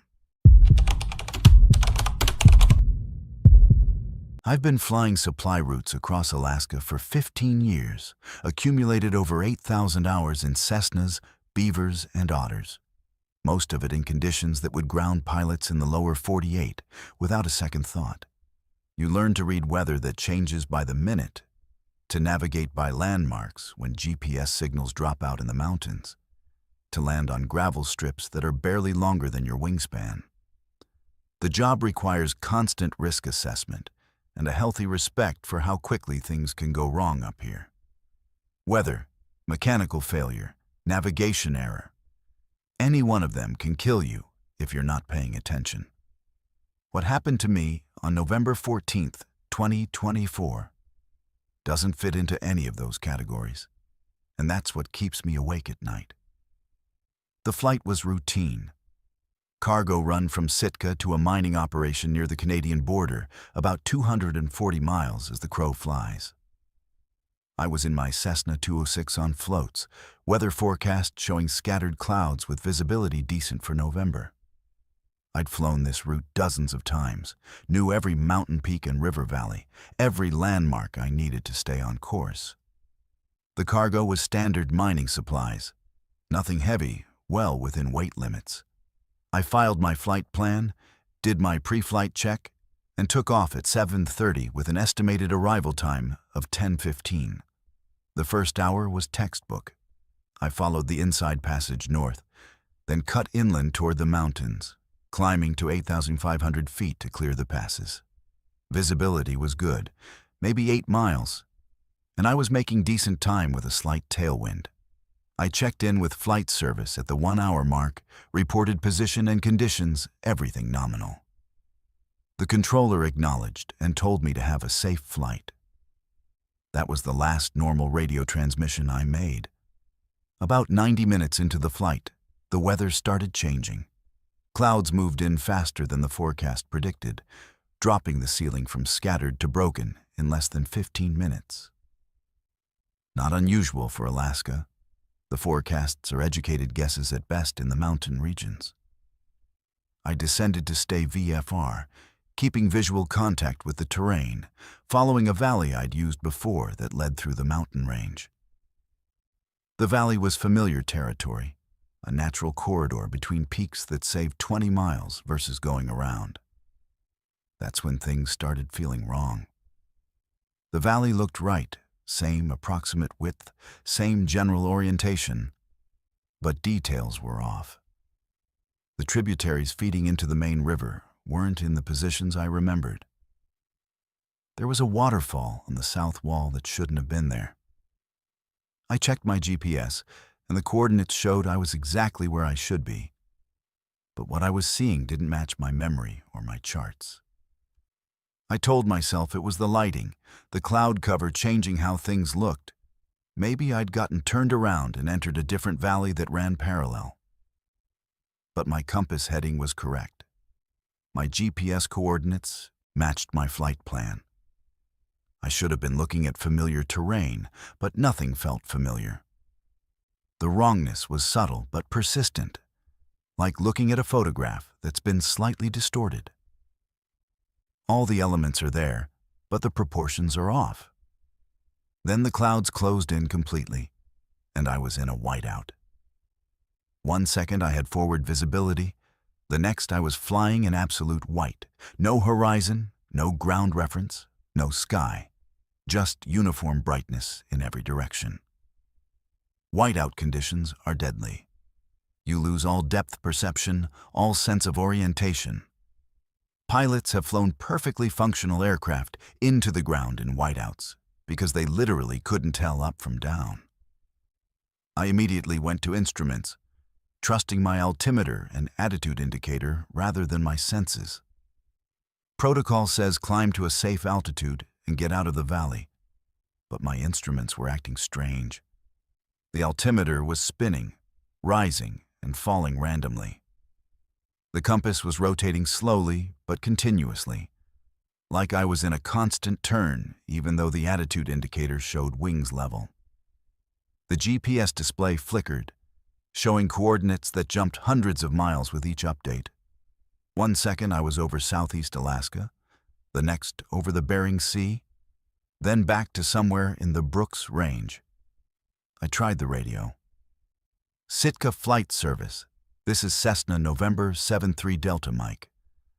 I'm experiencing instrument malfunctions and whiteout conditions, requesting vectors to nearest suitable landing area. Static. I tried again. More static, but underneath it, something else. A rhythmic pattern that didn't sound like normal interference. It almost sounded like Morse code, but too fast, too complex, and it wasn't following any pattern I recognized.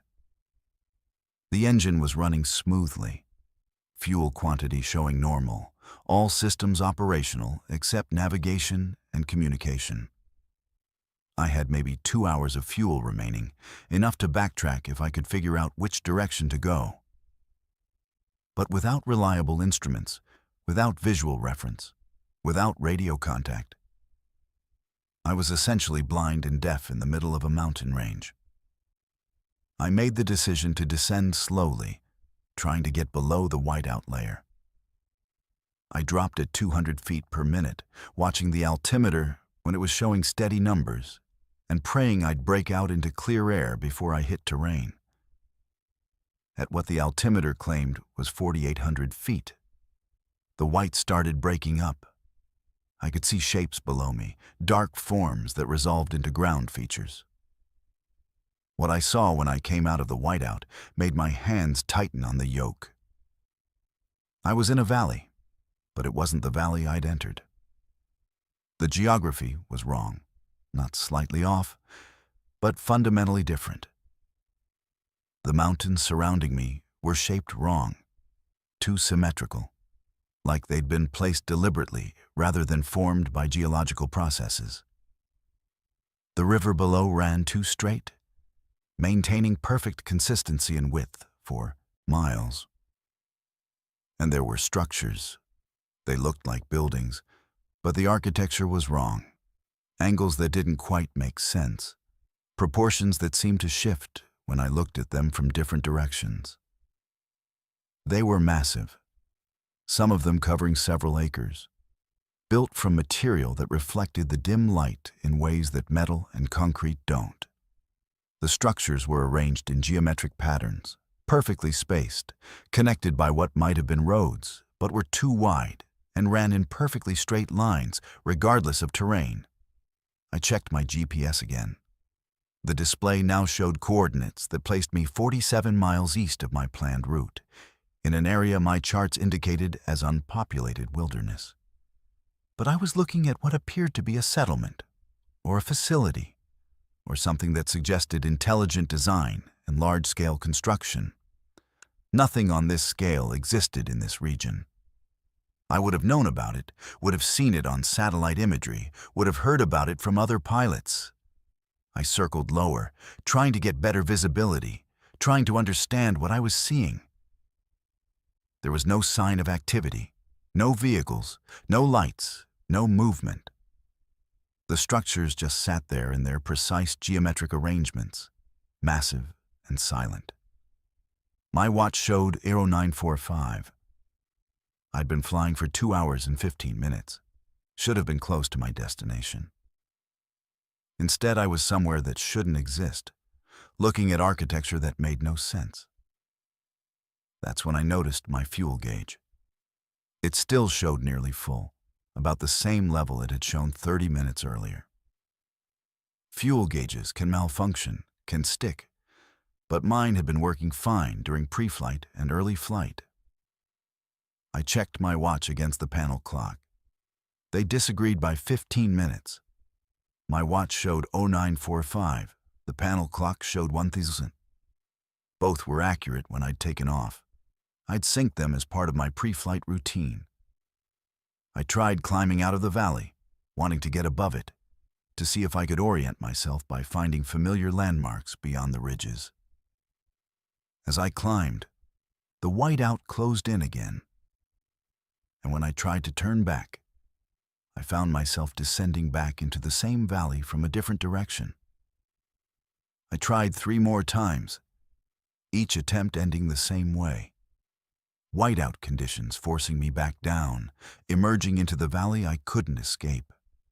My 4th descent brought me out over a different section of the valley, and I saw something that made my chest tighten. My plane. My exact plane. Same registration number visible on the fuselage, flying the same pattern I'd just flown, maybe 2 miles ahead of me. I watched it climb toward the ridgeline, disappear into the white, then emerge back in the valley exactly as I had done. I was watching myself from 10 minutes ago, or 10 minutes in the future, or from some perspective that didn't follow normal time. I pulled back on the throttle and slowed to minimum safe airspeed, letting the other aircraft, my aircraft, pull ahead. It continued the pattern, climbing and descending, trapped in the same loop I was experiencing. How many times had I already done this? How long had I been circling this valley, running the same pattern, seeing myself from different temporal positions? The fuel gauge still showed full. My watch and the panel clock now disagreed by 47 minutes. The radio continued emitting that strange, rhythmic static that might have been communication in a language I didn't understand. And the structures below remained perfect and silent, and geometrically impossible. I remembered my survival training. When you're lost, when systems are failing, when nothing makes sense, you go back to basics. I shut off the GPS, ignored the compass, stopped looking at the time discrepancies. I focused on the sun position, barely visible through the clouds, and I used it to establish a direction. East. I'd fly east until I hit the coast or ran out of fuel, whichever came first. I pushed the throttle forward and committed to the heading, not deviating regardless of what the instruments showed or what I saw below. The whiteout tried to close in again. But I climbed above it this time, breaking through at what I estimated was 11,000 feet into clear air and sunlight. Below me, an unbroken cloud deck stretched to the horizon. Above, perfect blue sky. No landmarks, no reference points, just white below and blue above. I flew for what my watch said was 90 minutes, though the panel clock indicated only 20 minutes had passed. The fuel gauge fluctuated randomly between full and 3/4. Then I saw a break in the clouds ahead, and through it I recognized terrain, the actual terrain from my charts, the mountains I knew, the valleys I'd flown hundreds of times. I descended through the gap and found myself exactly where my original flight plan said I should be, 10 miles from my destination. The mining operation appeared ahead, the gravel strip where I'd landed dozens of times before. I set up my approach, touched down smoothly, and taxied to the parking area. The facility manager came out to help with the cargo unload. "Thought you might turn back," he said. "Weather got pretty thick about an hour ago." An hour ago. My watch showed I'd been flying for 4 hours and 32 minutes. The panel clock showed 2 hours and 40 minutes. The facility manager's timestamp on the cargo receipt showed I'd landed at 11:45, right on schedule according to my original flight plan, as if nothing unusual had happened. I didn't mention the valley or the structures or the temporal discrepancies. I helped unload the cargo, accepted payment, filed my return flight plan. The flight back to Sitka was completely normal. Clear weather, accurate instruments, no anomalies. I landed at 15:30, tied down the aircraft, completed my paperwork. That night, I reviewed my charts, trying to find the valley I'd been trapped in. I couldn't identify it. Every valley in that region was mapped, documented, photographed. None of them matched what I had seen. I checked satellite imagery going back 5 years. No sign of structures, no geometric patterns, no evidence that anything unusual existed in that airspace. I talked to other pilots over the next few weeks, casual conversations at the flight service station, asking if anyone had experienced navigation issues in that region. 2 pilots mentioned strange instrument behavior in the same general area. One described a valley that didn't look right, but couldn't be more specific.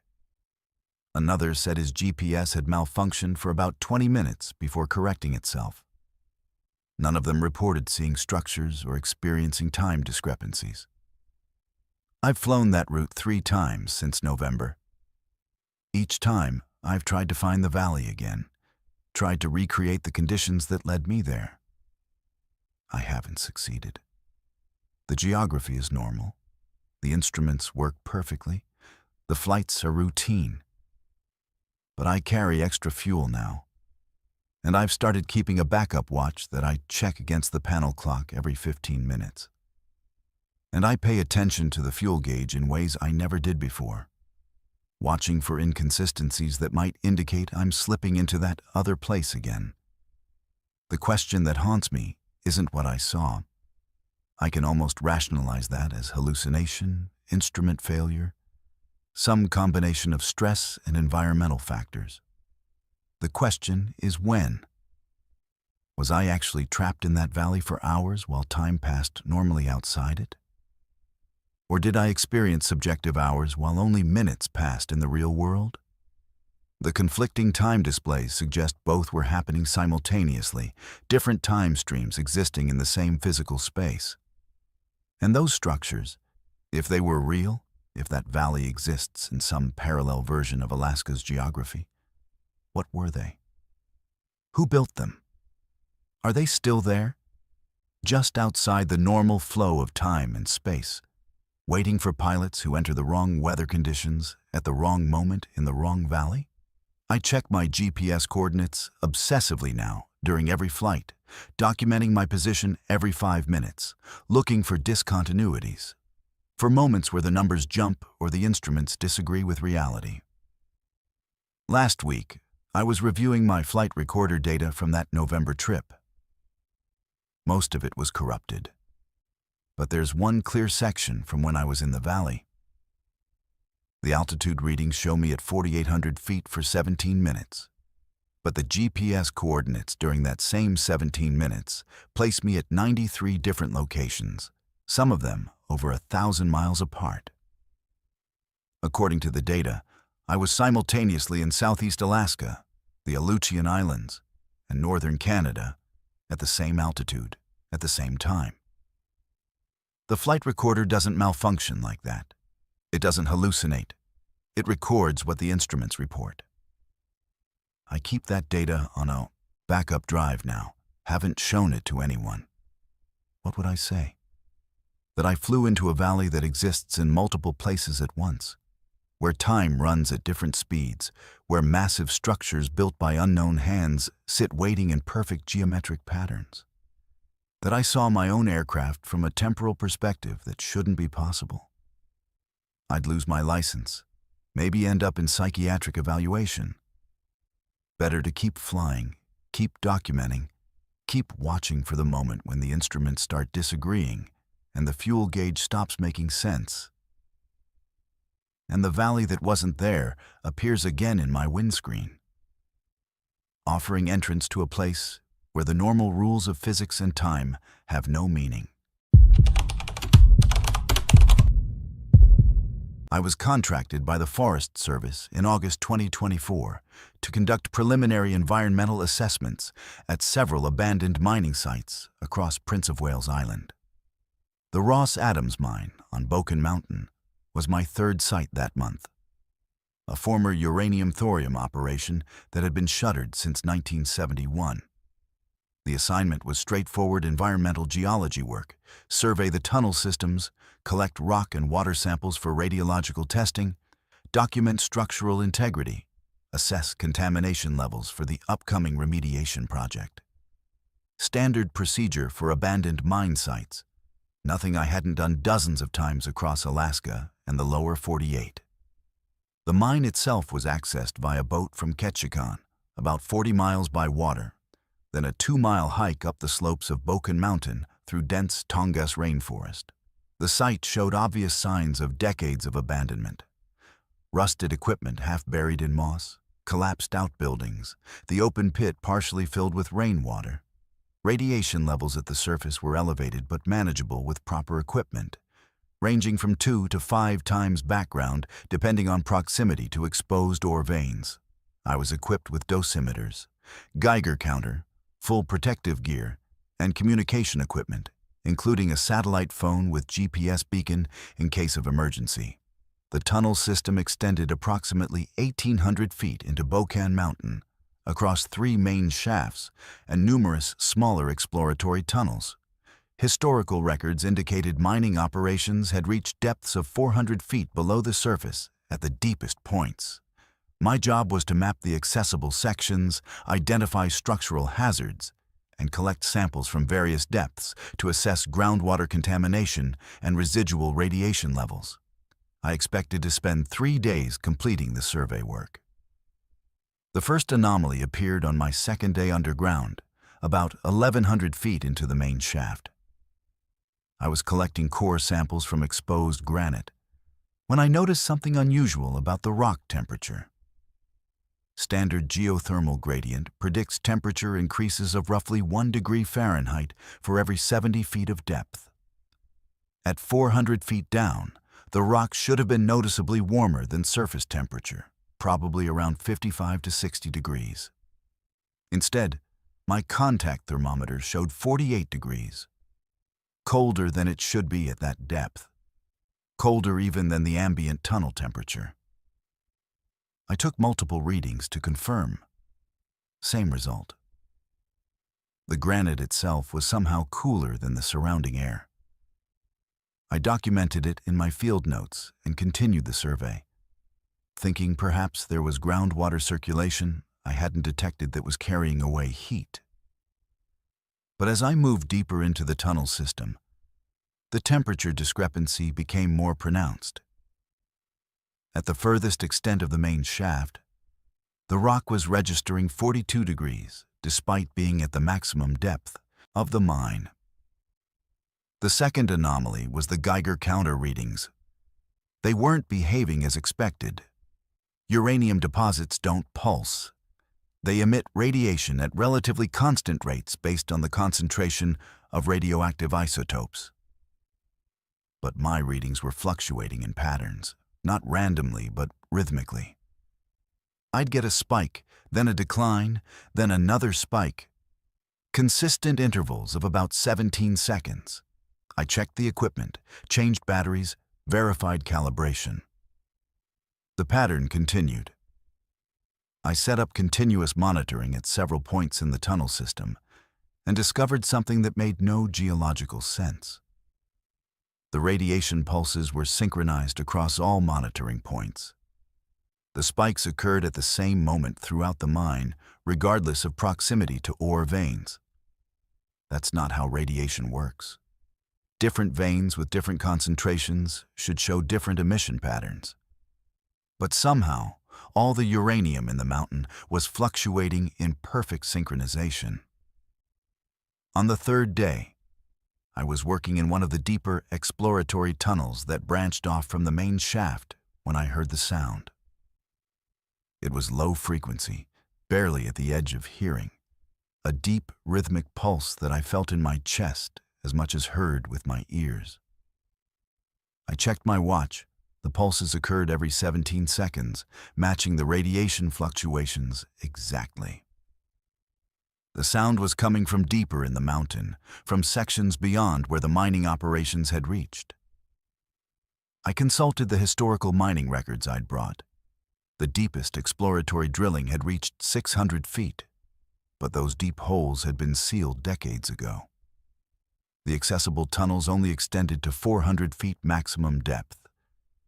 But the sound was definitely coming from below, from somewhere the mining operations had never accessed. I made the decision to investigate further, knowing it was probably outside my contract scope, but unable to ignore clear evidence of anomalous geological activity. There was a sealed tunnel at the end of one of the exploratory shafts, marked on the old maps as abandoned, unstable. The concrete seal was cracked, and I could feel air movement through the gaps, a slight breeze flowing outward from behind the barrier. That shouldn't be possible in a sealed tunnel. I measured the airflow.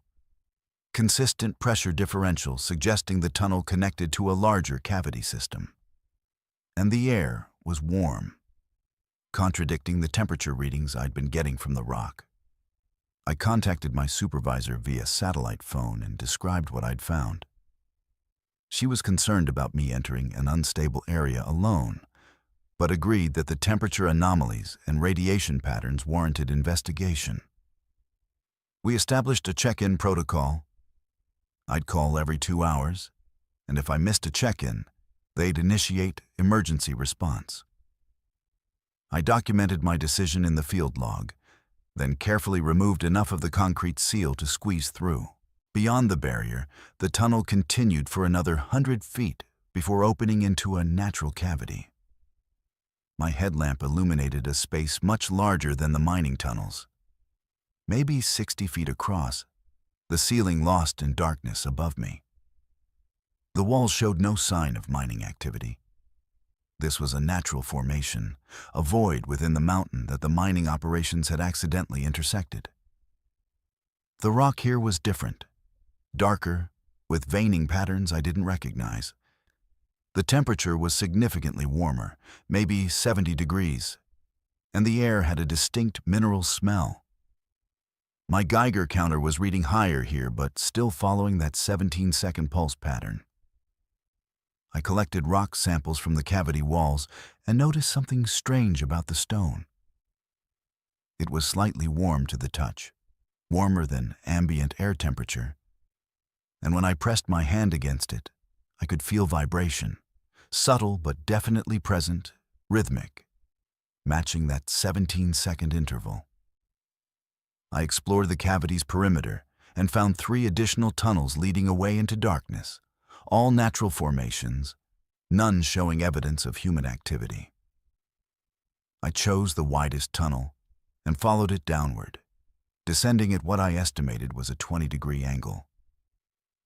My GPS unit was malfunctioning underground, but I maintained careful notes about distance and direction, standard practice for cave exploration. The tunnel extended much farther than I'd anticipated. After 30 minutes of descent, I estimated I was at least 600 feet below the mine's deepest shaft, possibly deeper.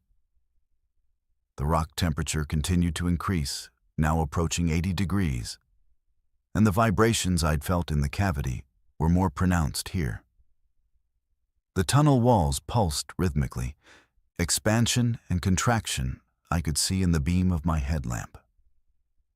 That's when I realized what I was feeling wasn't geological activity.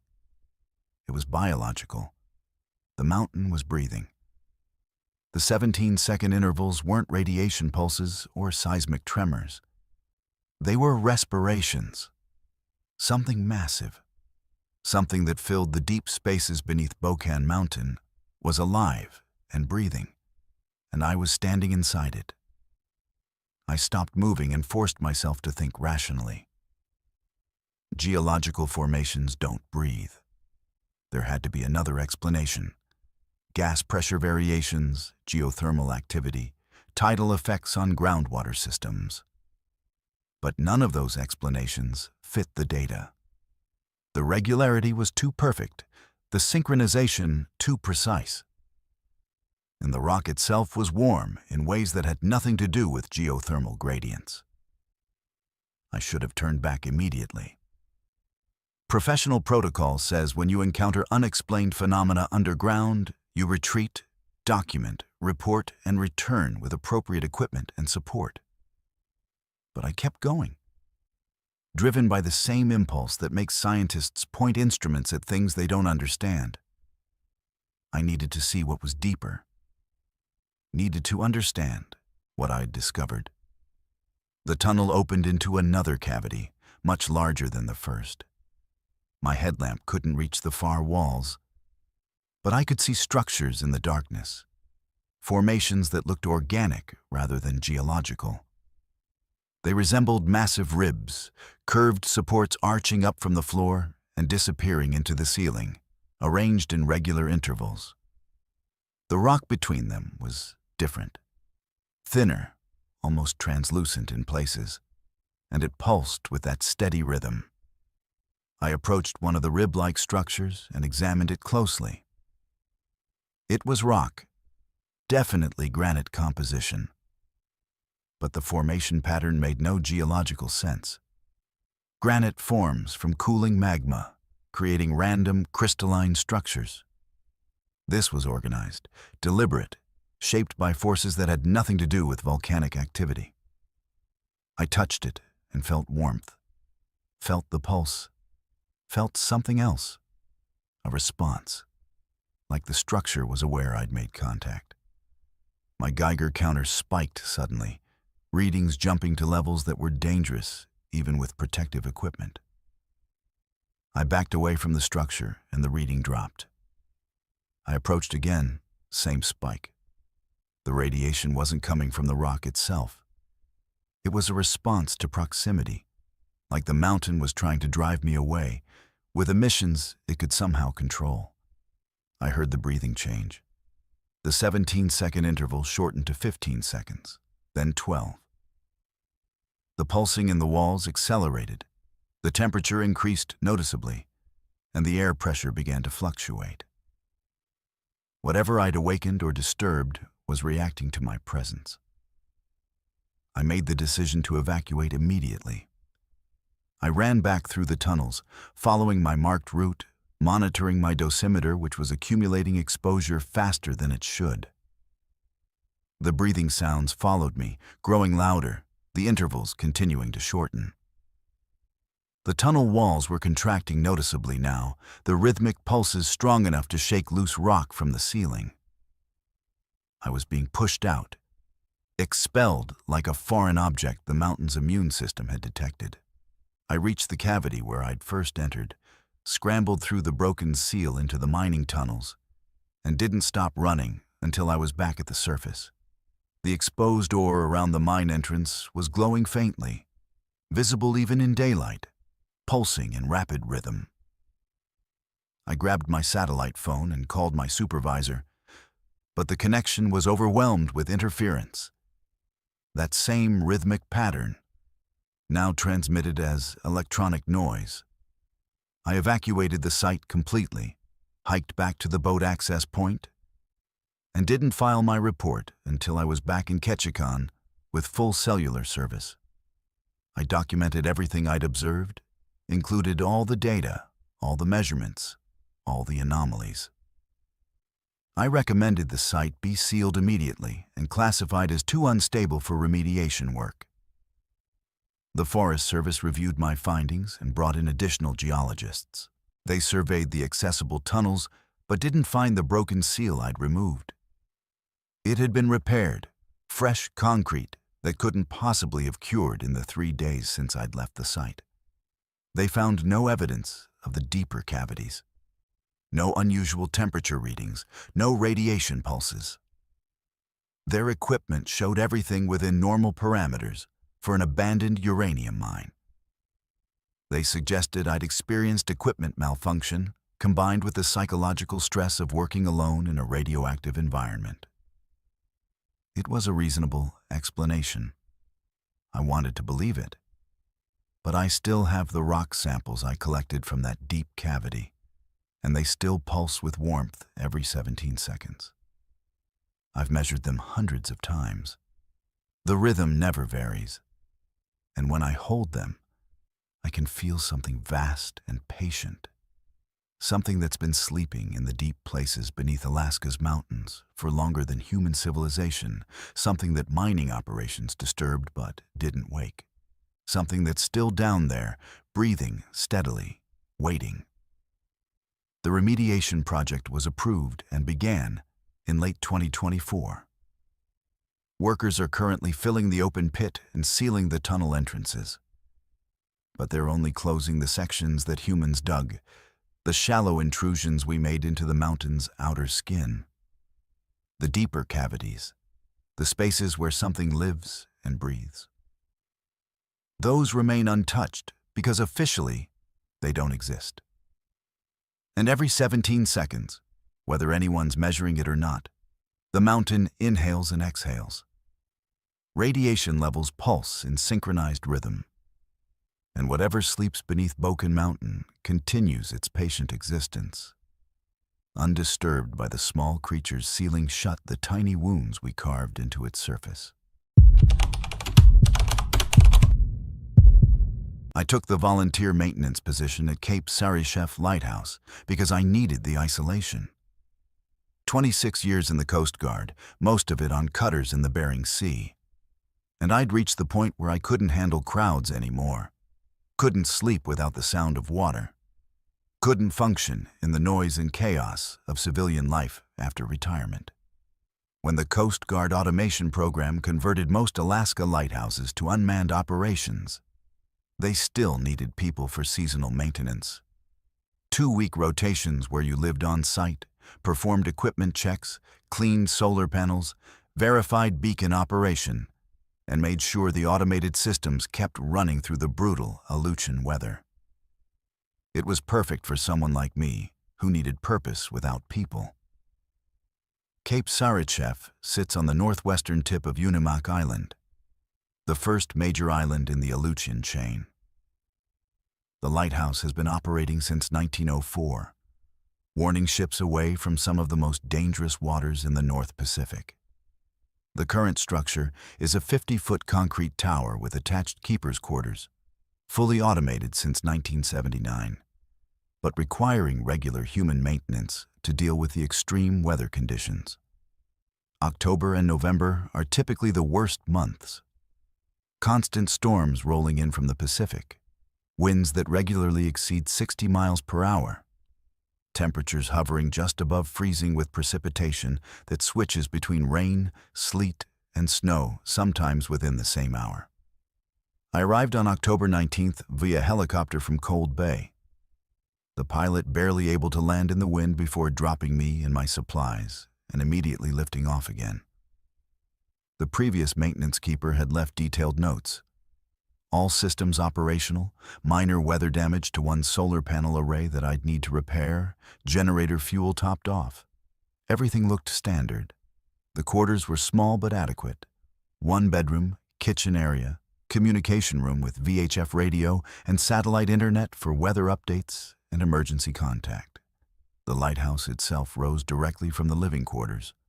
A ladder leading up to the lamp room where the automated beacon rotated every 10 seconds, throwing its beam 20 miles across the dark Pacific waters. The first 3 days were routine. I performed equipment checks, repaired the damaged solar panel, cleaned salt spray off windows and lenses, monitored weather forecasts. A major storm system was approaching, expected to hit around day 5 of my rotation. Normal for this location, nothing concerning. The beacon operated perfectly, its million candle power light cutting through fog and darkness with mechanical precision. At night, I could see the beam sweep across the water from the quarters' windows, watch it illuminate walls of rain and spray, see it reflect off the low-hanging clouds. On the 4th night, I noticed something in the water beyond the light's reach. Dark shapes, large ones, moving just outside the illuminated area.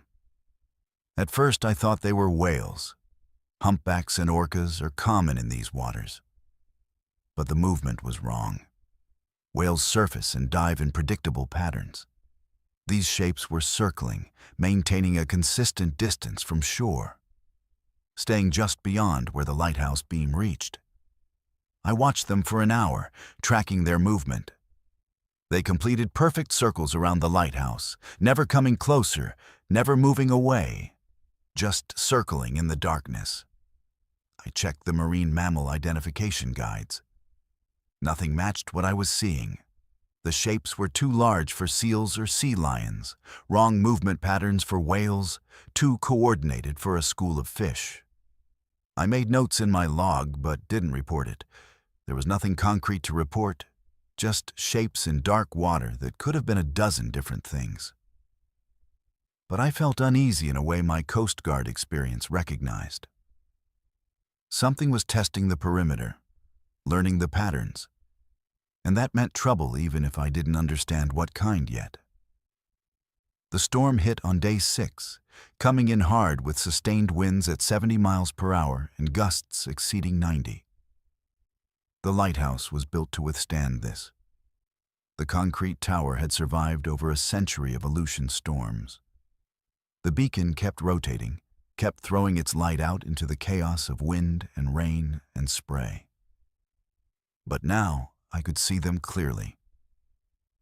The shapes in the water were closer, much closer, no longer circling but converging on the lighthouse in straight lines. And they weren't marine mammals. They were roughly humanoid in basic shape, vertical orientation, appendages that might have been arms or flippers, but scaled up massively. Each one was easily 20 feet tall when they stood in the shallow water near shore. Their skin, if it was skin, reflected the lighthouse beam in ways that reminded me of deep-sea fish, bioluminescent properties that seemed to respond to external light. When the beam swept across them, they lit up, patterns of light rippling across their forms like signals or communication. I watched from the lamp room as they approached the rocks at the lighthouse base. The wind was screaming, spray was coating everything. But these things moved through the storm like it didn't exist. They reached the rocks and stopped, standing in the surf, all of them facing the lighthouse, facing the light. There were dozens of them now, arranged in concentric rings around the tower, and they were all perfectly still. Watching the beacon rotate, watching the light sweep across them again and again. I tried the radio to report what I was seeing, but the storm was creating too much interference. The satellite internet was down, common during severe weather when the dish couldn't maintain orientation. I was alone with whatever these things were. and they showed no signs of leaving. I counted 47 individuals in the closest ring, more in the rings beyond. Hard to count accurately in the storm. Conditions and poor visibility. They'd been drawn by the light, attracted like moths to flame, and now they were gathering. The previous keeper's log had mentioned nothing like this. I checked the historical records stored in the communication room, reading through decades of lighthouse logs, looking for any reference to unusual sightings or unexplained phenomena. Most logs were routine: weather reports, maintenance notes, supply deliveries. But I found entries from 1954, written by a keeper named Morrison, that made my hands shake when I read them. November 3rd. Shapes in water again tonight. Counted over 60 this time. They came closer during the storm, stood watching the light for 6 hours before retreating. November 4th. Requested early relief. Supervisor denied. Weather too severe for transport. November 5th. They're learning. Today, 3 of them reached the tower base during daylight. They touched the concrete, testing it. November 6th. Cannot turn off the light. It's the only thing keeping them at bay. When the beam strikes them, they stop advancing. They're waiting for darkness. Morrison's final entry was dated November 8th. Maintained continuous operation for 72 hours. Generator nearly out of fuel. If the light fails, I don't know what will happen. They're pressed against the tower now, dozens of them waiting. I can hear them through the concrete. Sounds that aren't quite language, but aren't quite animal either. Emergency backup systems ready. Will not let the light go out. The log entries resumed 3 days later with a different keeper. No explanation for the gap. No mention of Morrison again. I searched the personnel records but found nothing about his fate or transfer. He'd simply disappeared from the documentation, replaced by someone who made no reference to anything unusual. I looked out the lamp room windows at the gathering below. The storm was intensifying, and more of them were emerging from the ocean, pulling themselves up onto the rocks, adding to the rings of watchers. They were closer now than Morrison had described. Close enough that I could see details when the light swept across them. Appendages that weren't quite arms or legs, features that suggested faces, but with too many angles. Proportions that hurt to look at directly. And they were making sounds, deep, resonant tones that I felt through the tower structure more than heard with my ears.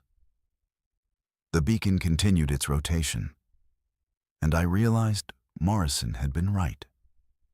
The light was keeping them back. When the beam struck them directly, they stopped moving, stopped approaching. They stood frozen in its illumination, only advancing again in the seconds of darkness between sweeps. They were timing it, learning the 10-second rotation pattern, figuring out how far they could move in each interval of darkness. I checked the fuel levels. The generator had plenty of reserve, and the solar batteries were fully charged despite the cloud cover. The light would keep operating for weeks if necessary. But the storm was getting worse, and I was watching these things learn, watching them adapt their strategy. Some of them had started moving laterally during the dark intervals, changing positions, testing different approaches to the tower. They were problem-solving, demonstrating intelligence that suggested they'd done this before, maybe many times, maybe for decades or longer. I went down to the keeper's quarters and barricaded the lower door that led outside, using furniture and equipment to create multiple layers of obstacles. The tower had been built to be secure. Thick concrete walls, minimal access points, heavy doors designed to withstand hurricane-force winds. But those doors had been designed to keep out weather, not determined entities that might be older than the lighthouse itself. Night 7. They began testing the structure. I felt vibrations through the floor as they pushed against the concrete, probing for weaknesses. The lighthouse shuddered with each impact, but held firm. The beacon kept rotating, kept sweeping its light across the growing mass of them. I counted over 200 now, and more were still emerging from the ocean. The sounds they made were constant. Those deep, resonant tones that seemed to carry meaning, seemed to be coordinating the assault. I tried everything to call for help. The VHF radio was useless in the storm. The satellite phone wouldn't acquire a signal. The emergency beacon was transmitting, but there was no way to know if anyone was receiving it in these conditions. I was alone, surrounded by things that had learned over decades or centuries that the lighthouse attracted them, that the light was something they desired or needed or were compelled to approach. Night 8. The generator faltered. Just for 3 seconds. Just long enough for the beacon to dim and the backup batteries to engage. But in those 3 seconds, they surged forward. I felt the towers shake with their collective movement. Heard new sounds, scraping against concrete, impacts against the lower door. Pressure being applied to every accessible surface. When the generator stabilized and the beacon returned to full power, they retreated slightly, but not all the way. They'd gained ground, established a new perimeter closer to the tower. I realized then what Morrison must have understood. This wasn't a siege I could outlast. They were patient.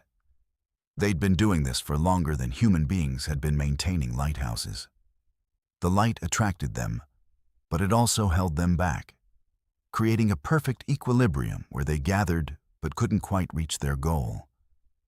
And that goal was inside the tower, was me or any other living thing that maintained the beacon, that drew them from whatever deep trenches they normally inhabited. Night 9.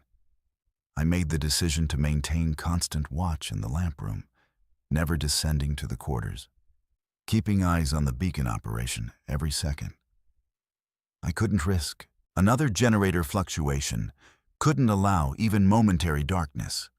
I set up emergency protocols, manual backup lighting, flares, every possible light source positioned and ready. Because I understood now that darkness meant death, that these things had learned over countless attempts that the only time they could reach the tower's interior was when the light failed. The storm began to ease on night 10. The wind dropped to 40 miles per hour, the rain became intermittent, visibility improved. And that's when I saw what they'd been doing while I focused on the beacon. They'd been building, using rocks from the shore, debris from the ocean, materials I couldn't identify. They'd constructed a ramp or platform that extended from the water's edge toward the tower base, raising their approach angle, creating a path that would put them above the lighthouse beam's coverage at ground level. They were adapting. They'd learned that the rotating beam had a blind spot directly beneath it, a cone of shadow at the tower base that the overhead light couldn't illuminate. If they could reach that spot, they could work on the tower structure in darkness, could undermine it or break through it without the light stopping them. It was engineering, problem-solving at a level that proved these weren't animals or simple creatures. They were intelligent, patient, and they'd been studying this structure for decades, learning from each attempt, refining their strategy. Night 11. The helicopter was supposed to arrive for my extraction. The storm had passed, weather was clear enough for flight. But when I tried the radio at the scheduled contact time, I got no response. I tried the satellite phone, same result. The emergency beacon was transmitting, but no one was acknowledging. I checked all my equipment. Everything was functional. The signals were going out. But nothing was coming back. I looked out at the ocean and saw why. They'd surrounded the lighthouse completely, hundreds of them, and when they stood together, they created a wall of mass and energy that might have been interfering with communications, might have been deliberately blocking my signals, They wanted me isolated, wanted to ensure no rescue would come while they executed whatever plan they'd been building toward. Night 12. I rationed my food and water, preparing for an extended siege. The light kept rotating, kept holding them at bay, but their ramp construction was nearly complete. By my estimate, they'd reach the blind spot beneath the tower within another day. I had to make a choice. Maintain the light and let them reach the tower base, or turn off the light and try to escape while they were disoriented by darkness. Both options were desperate. Both probably fatal. I chose to maintain the light. It was my duty as the keeper, even a temporary one, to ensure the beacon kept operating. Ships depended on it.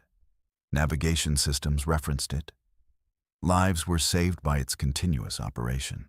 Couldn't abandon that responsibility just because something from the deep ocean had decided to gather here. Morrison hadn't let the light fail. Neither would I. Night 13. Their ramp reached the tower. I watched from above as the first of them climbed into the blind spot directly beneath me. I could hear them working, could feel vibrations as they did something to the concrete foundation. The light kept rotating above them, useless to stop what was happening in the shadow cone it created. I prepared my final report, documenting everything I'd observed, uploading it to the satellite system with instructions to transmit automatically if communications were restored. Then I took every light source I had, flashlights, lanterns, flares, and positioned them in the stairwell leading up to the lamp room. When they breached the lower door, as I knew they eventually would, they'd have to climb through layers of light to reach me. It wouldn't stop them, but it would slow them, would let me maintain my duty of keeping the lighthouse beacon operational for as long as possible. That's what keepers do. We maintain the light. We warn ships away from danger. We don't abandon our posts, not for storms, not for isolation, not for things that come from the ocean depths drawn by the very light we're sworn to keep burning. The helicopter found me on day 16. The storm had prevented earlier rescue, and when they finally reached Cape Sarychev, they found me in the lamp room, surrounded by dead batteries and burned-out bulbs, the beacon still rotating on its automated system. I was severely dehydrated, hypothermic, and according to the rescue report, experiencing severe hallucinations from isolation and stress. They found no evidence of forced entry, no damage to the lower door, no ramp structure on the rocks. Everything was normal except for me. But they didn't explain the deep gouges in the concrete at the tower base, marks that suggested massive force applied by something with incredible strength. They didn't explain why every window in the keeper's quarters had been shattered from the outside. And they didn't explain the organic residue on the rocks around the lighthouse, material that field analysis couldn't identify, that didn't match any known marine species. They attributed it to storm damage and my unreliable testimony. I'm not cleared for lighthouse duty anymore. Medical retirement, they called it, with full benefits and a recommendation for ongoing psychiatric care. But I watched the Cape Sarychev beacon status remotely through the Coast Guard systems, and I see the automated reports. Every October, every November, the lighthouse records increased power consumption, like something is requiring the beacon to work harder, to shine brighter, to maintain its warning against whatever gathers in the darkness beyond its reach, drawn to the light but held back by it. Waiting for the moment when the machinery fails and the beam goes dark and they can finally claim what they've been seeking for longer than anyone remembers. I've been mushing competitively for 8 years, completed the Yukon Quest twice, finished mid-pack in shorter races across 3 states. The Iditarod was my goal race, the one every serious musher dreams about. 1,049 miles from Anchorage to Nome, across some of the most unforgiving terrain on Earth. I'd trained for 2 years, assembled a team of 12 exceptional dogs, mapped every checkpoint, studied weather patterns, memorized the trail sections that claimed the most rookie mooshers. I thought I was prepared for anything the race could throw at me. I wasn't prepared for mile 473. The race started strong. My team was running well, hitting our planned pace, making good time through the early checkpoints. We'd crossed the Alaska Range without incident, navigated the Dalzell Gorge safely, made it through the Buffalo tunnels and onto the interior trail sections. By day 5, we were approaching the stretch between Cripple and Ruby, a relatively straightforward section that shouldn't have presented any unusual challenges. Weather was cold but clear, maybe -15 with light wind. Perfect mooshing conditions. Mile 473 is marked by a distinctive frozen spruce tree. Lightning struck years ago, dead white wood twisted into a shape that looks almost like a reaching hand. Every musher knows it from the trail descriptions, uses it as a landmark for the straightaway that follows. I passed that tree at 2:47 p.m., according to my GPS watch. The dogs were running steady, tongues out, tails up, showing none of the fatigue signs I was monitoring for. My lead dog, Kodiak, had his ears forward, focused and confident. We had maybe 40 miles to the next checkpoint where I'd planned a 4-hour rest. The trail ahead was flat and wide, following a frozen creek bed through sparse black spruce forest. Visibility was excellent. I could see at least a mile ahead. I settled into the rhythm of the sled, checking the dog's gaits, watching for any signs of injury or stress, mentally calculating our arrival time at Ruby. Standard racing routine. Then I passed the lightning-struck tree again.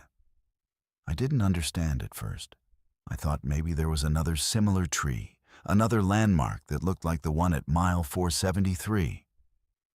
But my GPS showed I'd traveled 3.2 miles since the last checkpoint. I should have been well past that tree, should have been seeing different terrain. I looked back over my shoulder and saw the trail stretching behind me, clear sled tracks in the snow showing the path I'd just traveled.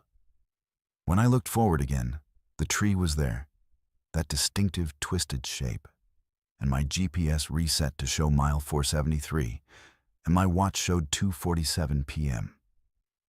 I stopped the team, set my snow hook, and checked all my equipment. GPS could malfunction. Satellites could lose signal in the Alaska interior, especially near mountains. My watch could have glitched, reset to an earlier time. But when I checked my race tracker, the one that transmitted my position to race officials, it also showed mile 473. I called out to the dogs, got them moving again, pushed past the tree, watching my GPS carefully. The mileage counted up, 473.1, 473.2, 473.3. My watch advanced normally, 248, 249, 250. I traveled what my GPS said was 4 miles. The terrain changed appropriately, slight rise, then descent, the creek bed widening, forest density increasing. Then I came around a gentle curve and saw the tree again. The lightning-struck spruce at mile 473. My GPS showed 477.1 miles, but I was looking at the marker that shouldn't appear for another 4 miles of backtracking. My watch still read 2:50 p.m. The dogs were still running strong, showing no signs that anything unusual was happening. But I'd been mushing for what felt like 15 minutes, and the equipment said I'd traveled 4 miles. Yet I was back at the same landmark I'd passed twice before. I stopped again, this time for longer. I fed the dogs, checked their feet, ran my hands over their shoulders and backs, feeling for any indication of stress or injury. They were fine, perfect condition, acting exactly as they should after a moderate run. But something was deeply wrong with either my perception or the environment, or both. I tried my satellite communicator to contact race officials. The device powered on, showed full signal strength. But when I tried to send a message, it failed. Not no signal or message sending. Just failed. Like the message was transmitted into nowhere. I made the decision to keep going. Stopping wouldn't solve whatever was happening, and the dogs needed to maintain their routine. I pulled the snow hook and got them moving, this time paying extremely close attention to every detail of the terrain. I memorized specific trees, noted the exact positions of stumps and rocks, watched for any indication that I was actually traveling in a circle, despite the trail appearing straight. 23 minutes by my watch, 3.8 miles by my GPS, and I passed the lightning-struck tree again. The fourth time broke something in my calm assessment of the situation. I was trapped in a loop, traveling forward but somehow returning to the same point, time progressing but resetting, distance accumulating but proving meaningless. I checked the dogs again and noticed something I'd missed before. Kodiak's right ear had a small notch of ice that had formed from his breath, freezing on the fur. I'd noticed it an hour ago and made a mental note to check it at our next stop. But the ice notch was larger now, more developed, like hours had passed instead of minutes. I checked my other dogs, similar signs of extended exertion. Snow packed between their pads deeper than it should be for the distance we'd supposedly traveled. Their breathing rates slightly elevated beyond what the current pace should produce. The dogs were experiencing real time, real distance. My equipment was showing one version of reality, but their bodies were telling a different story. We'd been running for longer than the GPS and watch indicated. How much longer, I couldn't calculate. I pulled out my backup watch, the analog one I carried for emergencies. It showed 4:35 p.m., nearly 2 hours different from my digital watch. I'd entered this section at 2:47 p.m., and if the analog watch was correct, I'd been running the loop for almost 2 hours, experiencing subjective time as maybe 20-minute intervals. I tried deliberately going off trail, steering the sled into the forest away from the established race route. The dogs followed my commands, and we pushed into deeper snow between the trees. I traveled what felt like 10 minutes, putting significant distance between us and the trail. Then the forest opened up, and I was back on the trail, approaching the lightning-struck tree from the same direction I'd been traveling all along. Like the detour had never happened or had somehow curved back, despite me maintaining a straight compass heading. Panic was starting to override rational thinking. I forced myself to breathe, to approach this like any other race challenge. I fed the dogs again, gave them water from my thermos, checked equipment systematically. Then I noticed the dog food bag. I'd fed them what should have been 2 snacks from our supplies. But the bag was nearly empty, showing consumption consistent with a full day of feeding rather than 2 small portions. Time was passing at normal rates. My supplies confirmed it. The dog's physical condition confirmed it. But I was experiencing it in compressed loops, reliving the same section of trail while hours actually elapsed. I tried running the loop differently, varying my speed, stopping at different points, calling different commands to the dogs. Each variation felt like it should break the pattern, but every attempt ended the same way. Passing the lightning-struck tree, GPS reading mile 473, digital watch reading 2:47 p.m. The analog watch kept advancing. 5:12 p.m., 5:48 p.m., 6:23 p.m. By the analog watch's time, I'd been trapped for over 3 hours, living and reliving what felt like 20-minute segments. The sun was getting lower, which confirmed real time was passing. At this latitude in March, sunset was around 7:30 p.m. The light was definitely dimming toward evening despite my digital watch insisting it was still mid-afternoon. The dogs were tiring, real fatigue from real hours of running. I made the decision to stop for an extended rest at the next reset, to let them recover and to think through options more carefully.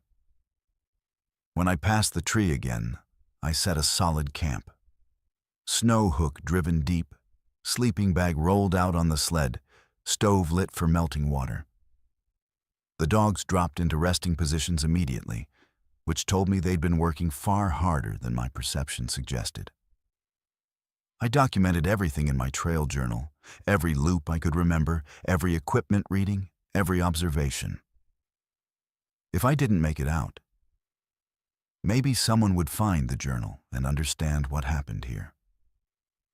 As I wrote, I noticed my handwriting changing across the entries. The first note was neat and controlled. The subsequent entries became more erratic, words misspelled, sentences incomplete.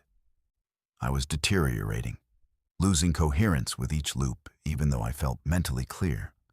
The journal provided objective evidence that I was experiencing cognitive decline, that whatever was causing the temporal distortion was affecting my mind in ways I couldn't directly perceive.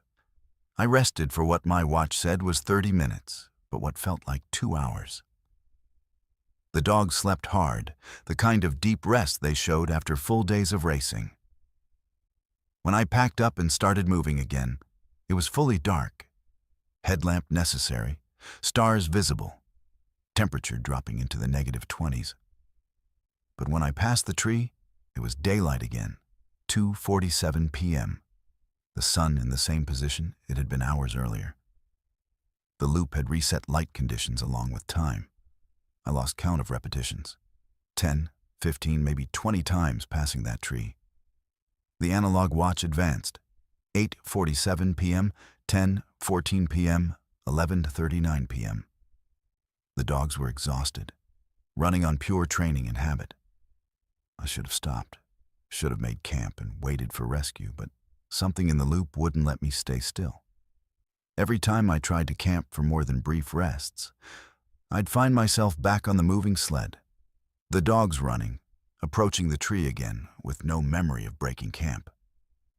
Then I noticed the other mushers. Shapes in the distance, headlamps bobbing in the darkness, other teams running the same section of trail.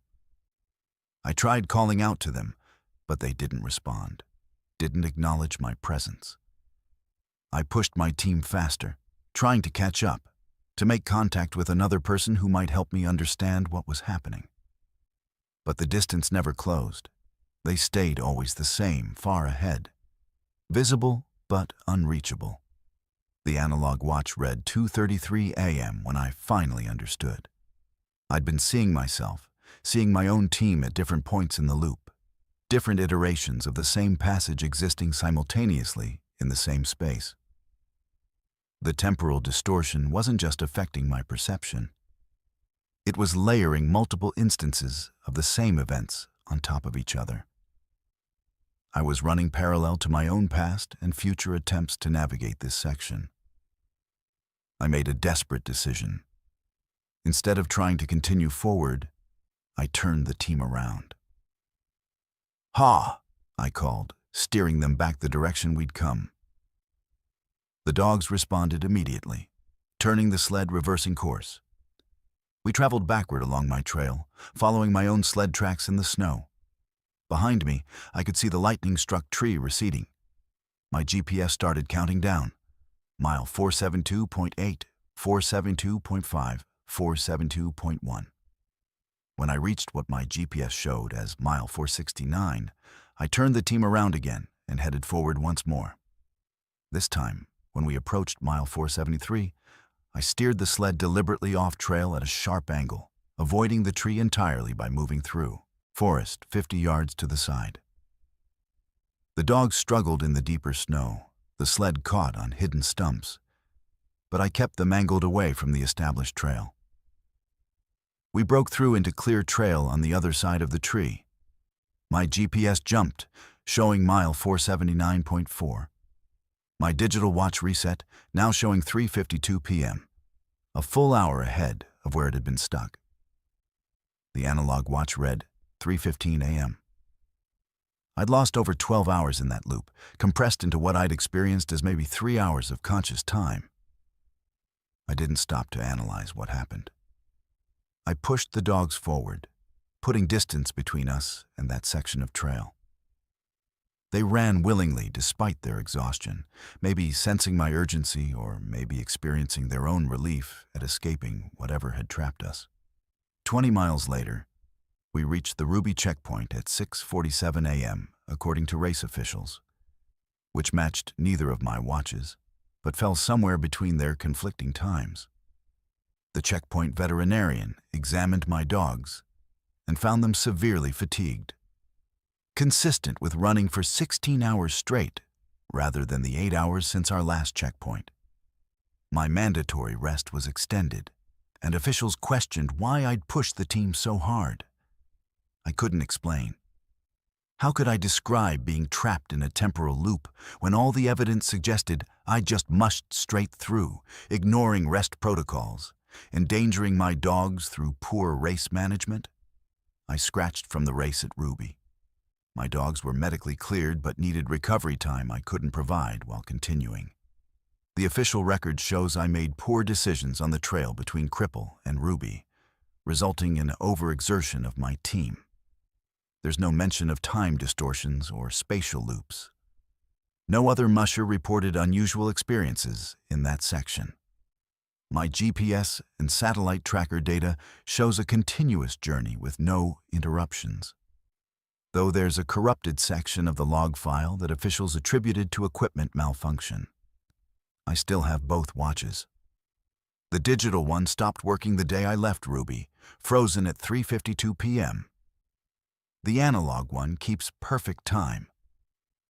And I still have my trail journal, with those deteriorating entries showing cognitive decline that matches no other experience I've had before or since.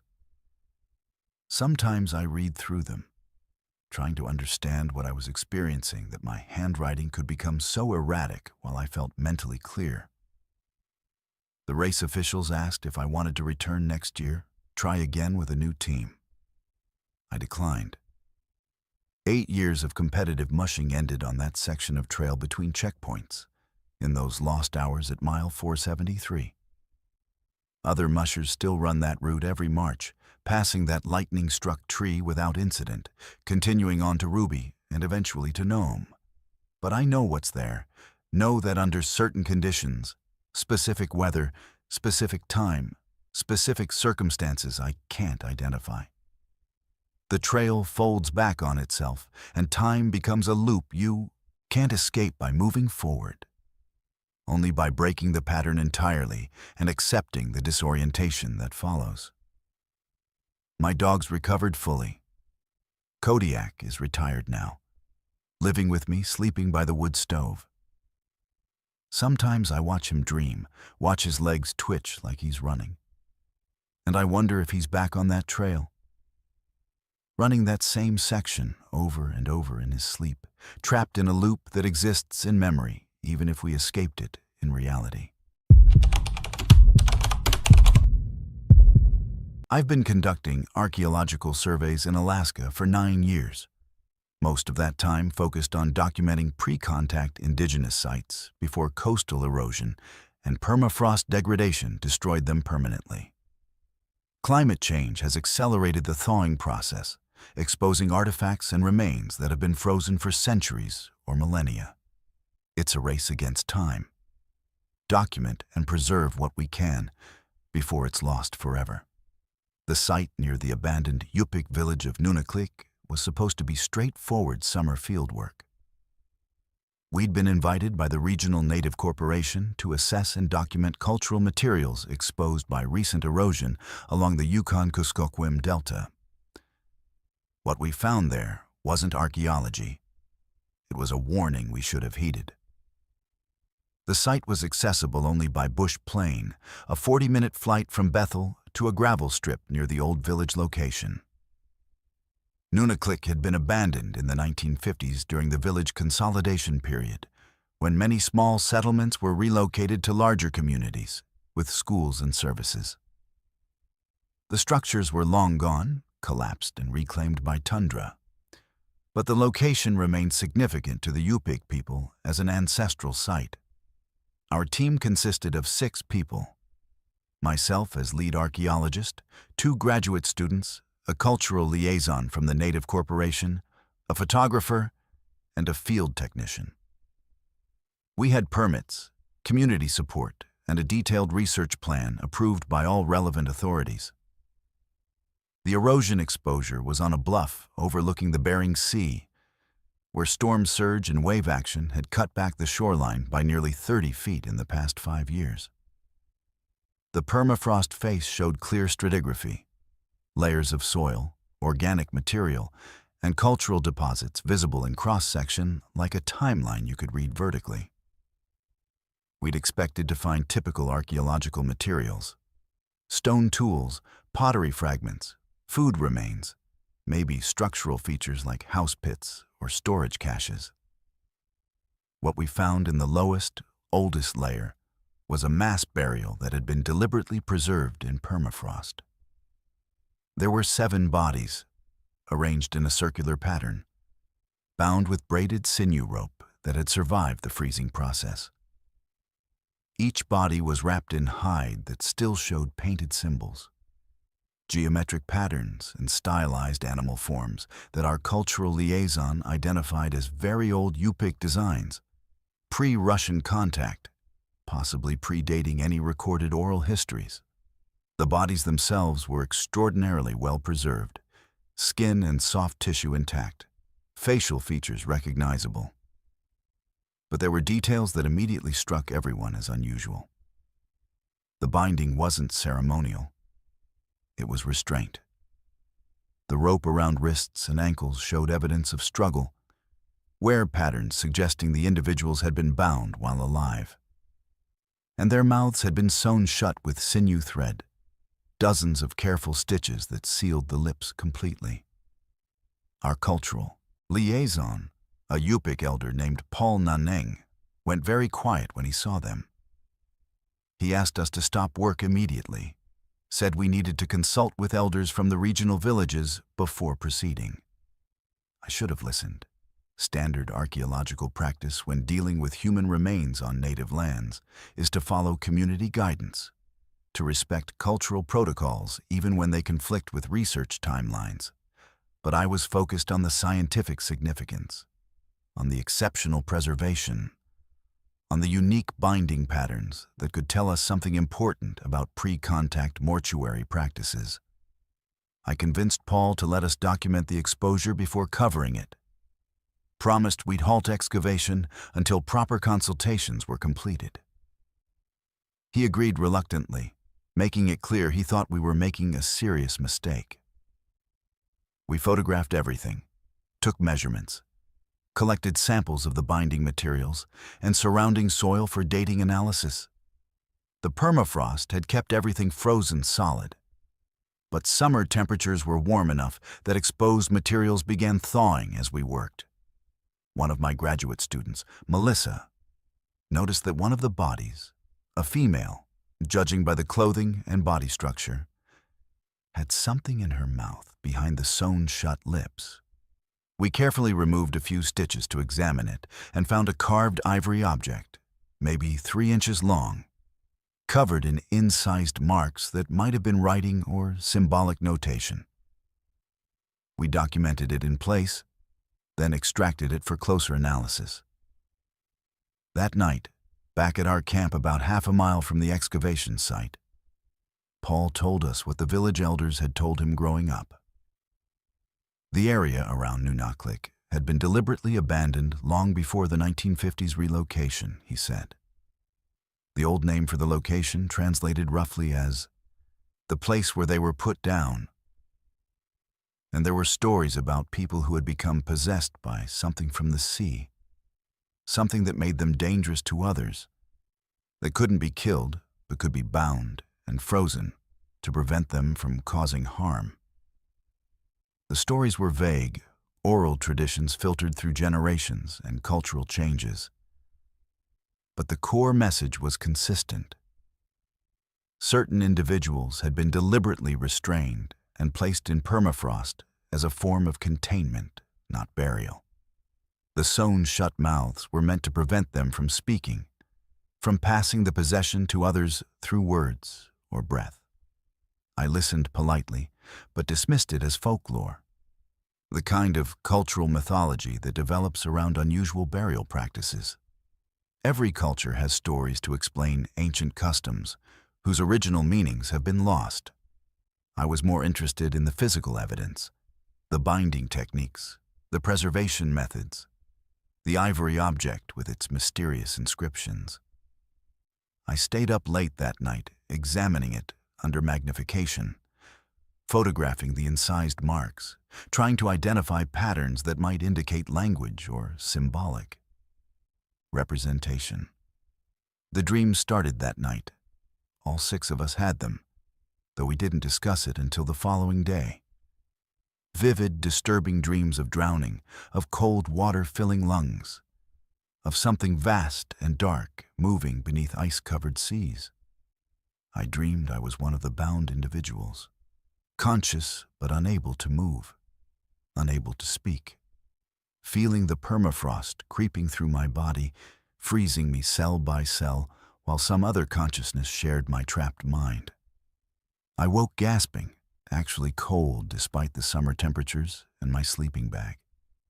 Over breakfast, the others mentioned their dreams, similar themes, variations on drowning and freezing, and being trapped with something else, inhabiting their thoughts.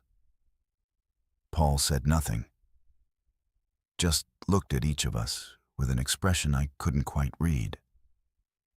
Later, he told me we needed to rebury the remains immediately, needed to perform specific rituals to restore the containment.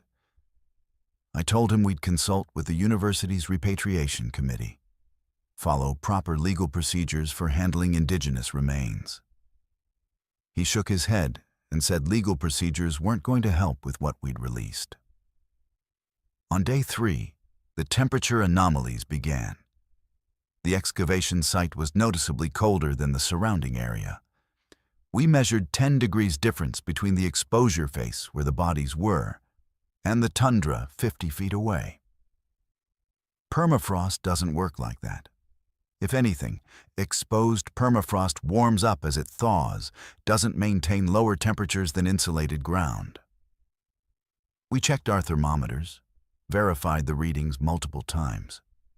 The cold was real and intensifying, creating a microclimate around the burial site that shouldn't have been physically possible. Melissa started acting strangely. She'd been the most enthusiastic about the excavation, spent the most time in direct contact with the remains during documentation. She became withdrawn, spent long periods staring at the bodies, specifically at the female whose mouth we'd opened to retrieve the ivory object. When we asked if she was okay, she responded in a flat monotone completely unlike her normal animated speech patterns. She said she was fine, just tired. But her eyes were wrong, unfocused, distant, like she was looking through us rather than at us. That afternoon, Paul found her at the excavation site alone, kneeling in front of the exposed bodies, speaking to them in a language he recognized as very archaic Yupik, dialects that hadn't been commonly spoken in over a century. She had no training in Yupik languages, had never studied the linguistic history of the region. When he tried to get her attention, she didn't respond, just kept speaking in that ancient dialect, her voice taking on tonal qualities that didn't sound quite human. We brought her back to camp, and she seemed to snap out of it, claimed she didn't remember going to the site or speaking any language other than English. But the rest of us noticed she'd started, unconsciously mimicking behaviors. She'd scratch her wrist exactly when Paul scratched his, shift her weight the same moment I did, mirror our movements with unsettling precision. And she was cold to the touch, her skin temperature several degrees below normal despite showing no signs of hypothermia. The second graduate student, David, developed similar symptoms by evening. The photographer, Jennifer, by midnight. Each of them spent time at the exposure, each had direct contact with the remains or the artifacts we'd collected, and each began exhibiting the same progression: withdrawal, flat effect, unconscious mimicry of others, lowered body temperature, and periods of speaking archaic Yupik without conscious knowledge of the language. Paul and I were the only team members not affected, and the technician, Marcus, was showing early signs. Paul said it was because we'd been most cautious about direct contact, had respected basic protocols about handling remains, even if we hadn't followed his advice about reburial. He said the possession, because that's what it was, he insisted, not psychological contagion or environmental exposure, transferred through physical contact with the bodies or through prolonged proximity to them. The binding and freezing had contained it, but we'd broken the containment by removing stitches, by handling the remains, by warming them with our presence and documentation equipment. I finally accepted that we were dealing with something outside normal archaeological experience. Whether it was genuine possession or some kind of pathogen preserved in permafrost that affected neurological function, the result was the same. My team was compromised, and standard scientific protocols weren't helping. I agreed to Paul's plan. We'd rebury the remains with proper rituals, reseal the containment as much as possible, and evacuate the affected team members for medical evaluation. We worked through the night, Paul performing ceremonies I didn't understand, speaking words in Yupik that he said were very old protective formulas, passed down through specific family lines. We carefully reburied the 7 bodies exactly as we'd found them, replaced the disturbed permafrost and soil, marked the location with cairns built according to Paul's specifications. The affected team members stood watching the entire process, perfectly still, perfectly silent, their expressions blank, but their eyes tracking our movements with disconcerting intensity. When we finished the reburial and Paul completed his final prayers, the 3 affected team members collapsed simultaneously. We checked their vital signs. Breathing, heartbeat, temperature all normal now, and they regained consciousness within minutes. None of them remembered anything after their initial exposure at the excavation site. Melissa's last memory was photographing the bodies on day 2. David's last clear recollection was collecting soil samples. Jennifer remembered nothing after, downloading her camera files. We evacuated the next day, flying everyone back to Bethel where medical evaluation found nothing physically wrong with any of the team members. Neurological function normal, no infections, no toxins detected in blood work. The official explanation in our incident report was environmental stress and possible carbon monoxide exposure from our camp stove, though testing showed no elevated CO levels and the stove was functioning properly. I wrote the final site report emphasizing the need for extensive cultural consultation before any future work in the area, recommended the location be designated as culturally sensitive and restricted from archaeological investigation. The Native Corporation agreed and has since imposed permanent restrictions: no excavation, no research, minimal disturbance of any kind. The samples we collected, including the ivory object, were returned to the community and, according to Paul, were properly reburied with appropriate ceremonies. I haven't done field work in Alaska since. I tell people it's because of funding constraints or shifting research priorities. But the truth is, I can't trust my professional judgment anymore. I was so focused on scientific significance that I ignored clear warnings, dismissed cultural knowledge as superstition, and put my team in danger. The 3 affected students have no lasting effects physically, but all 3 eventually left archaeology. They say they don't remember what happened during those missing days, but sometimes I see something in their expressions that suggests otherwise. Suggests they remember exactly what it felt like to share consciousness with something that had been bound and frozen centuries ago to protect others from its influence. I still have the photographs from the site, the detailed documentation we compiled before the reburial. Sometimes I review them, looking at those 7 bound figures with their sewn-shut mouths, and I try to imagine what they were like before they became vessels for something else. Were they volunteers, sacrificing their own freedom to contain a threat? Were they victims, possessed against their will and restrained by their community? The Yupik elders won't discuss it in detail. Some knowledge, they say, is meant to remain with specific people who are trained to handle it safely. What I know for certain is that permafrost across Alaska is thawing at accelerating rates, exposing materials that have been frozen for thousands of years. Most of it is harmless archaeological material that needs documentation and preservation. But some of it, a very small fraction, was deliberately frozen, deliberately isolated, deliberately contained by people who understood dangers we've forgotten. And as the permafrost melts and exposes these ancient repositories, we're breaking containments we don't recognize, releasing things we don't understand, all in the name of scientific inquiry and cultural preservation. The archaeology community needs to develop new protocols, new respect for traditional knowledge about certain sites, new humility about our assumptions that everything frozen in time should be unfrozen and studied. Because sometimes our ancestors knew things we've forgotten, and they left warnings frozen in permafrost. Warnings we ignore at our own peril.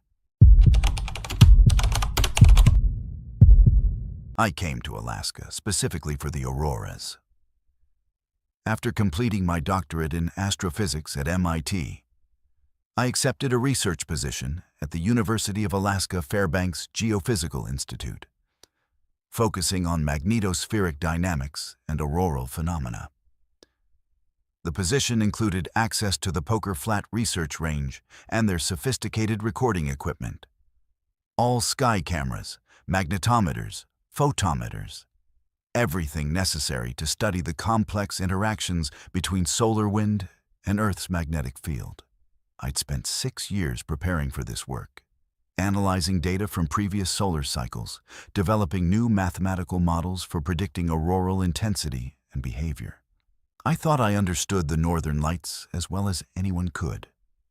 September 2024 taught me how catastrophically wrong I was. The solar maximum was approaching its peak, which meant increased auroral activity across high-latitude regions. My research focused on identifying patterns in auroral morphology, the shapes and structures the lights create as charged particles interact with atmospheric gases. Standard astrophysics held that these patterns were essentially random, determined by fluctuating solar wind conditions and the Earth's magnetic field topology.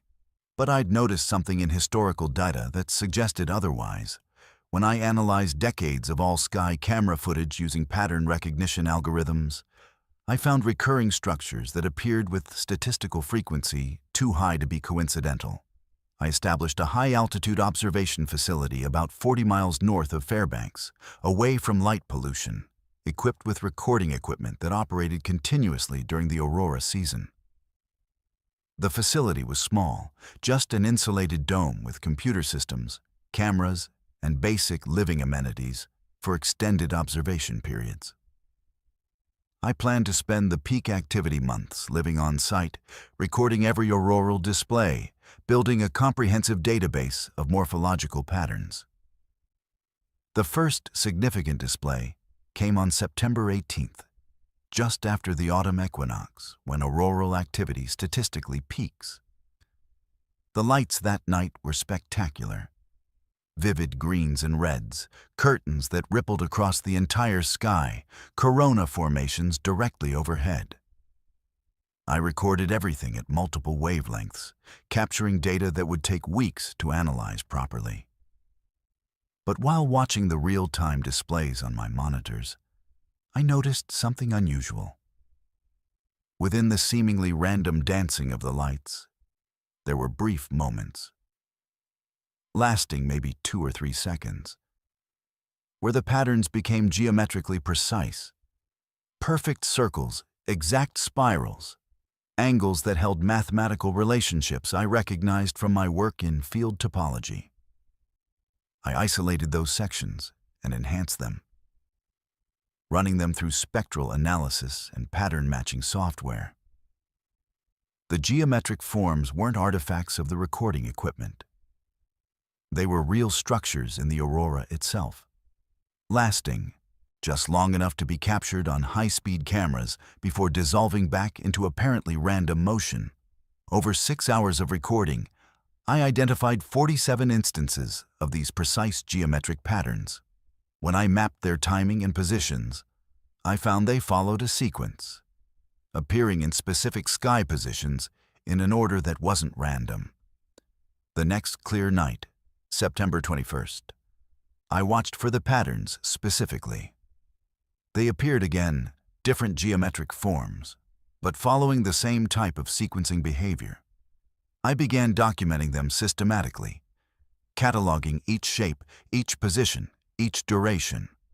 After 2 weeks of observation, I had identified over 300 distinct geometric patterns, and I'd confirmed they repeated, not identically, but with variations that suggested something like language syntax, where basic elements combine in different ways to create meaning. I knew how it sounded. Astrophysicists don't discover languages in natural phenomena. Auroras are plasma physics, nothing more. Charged particles exciting atmospheric gases, producing photons at specific wavelengths determined by atomic structure. There's no mechanism for intentional patterning, no source of intelligence directing the displays. But the data was undeniable. The patterns were too complex, too structured, too consistent to be random fluctuations. I started trying to decode them. I approached it like cryptography, looking for frequency distributions, analyzing how patterns combined, searching for grammatical structures. Within days, I'd identified what appeared to be a fundamental alphabet of about 60 basic geometric forms that combined to create more complex structures. I found positional syntax. The same basic shape meant different things depending on where in the sky it appeared. I discovered temporal relationships. Patterns that appeared in sequence carried different information than the same patterns appearing simultaneously in different sky locations. October 3rd, I achieved what I thought was my first successful translation. A sequence of patterns repeated across multiple nights could be mapped to mathematical constants. Pi, phi, the fine structure constant. It was basic communication, establishing common ground, proving that the patterns carried intentional information. I documented everything meticulously, prepared to submit findings to peer review despite knowing how controversial they'd be. I was excited, thinking I'd discovered something revolutionary about plasma physics or atmospheric dynamics that could create information-bearing structures. October 7th. The patterns became more complex. I was translating sequences that appeared to convey spatial information, coordinates, distances, dimensional relationships. But the dimensions described were wrong. The patterns suggested geometries that couldn't exist in three-dimensional space, structures that required additional spatial dimensions to make mathematical sense. I checked my translations repeatedly. The mathematics was consistent, but it described impossible topologies. That's when I started having the headaches, dull pressure behind my eyes that intensified whenever I worked on translations. I attributed it to eye strain, too many hours staring at monitors in the dark. But over-the-counter pain medication had no effect, and the pain only occurred when I was actively analyzing the auroral patterns, stopping completely when I took breaks. October 12th. I translated a complete sequence that lasted 47 minutes across a major auroral storm. The information was detailed, complex, and utterly terrifying. It described locations, not physical places, but conceptual spaces, regions of reality that existed outside normal causality. It provided coordinates using reference frames I couldn't fully understand. And it contained what I can only describe as an invitation.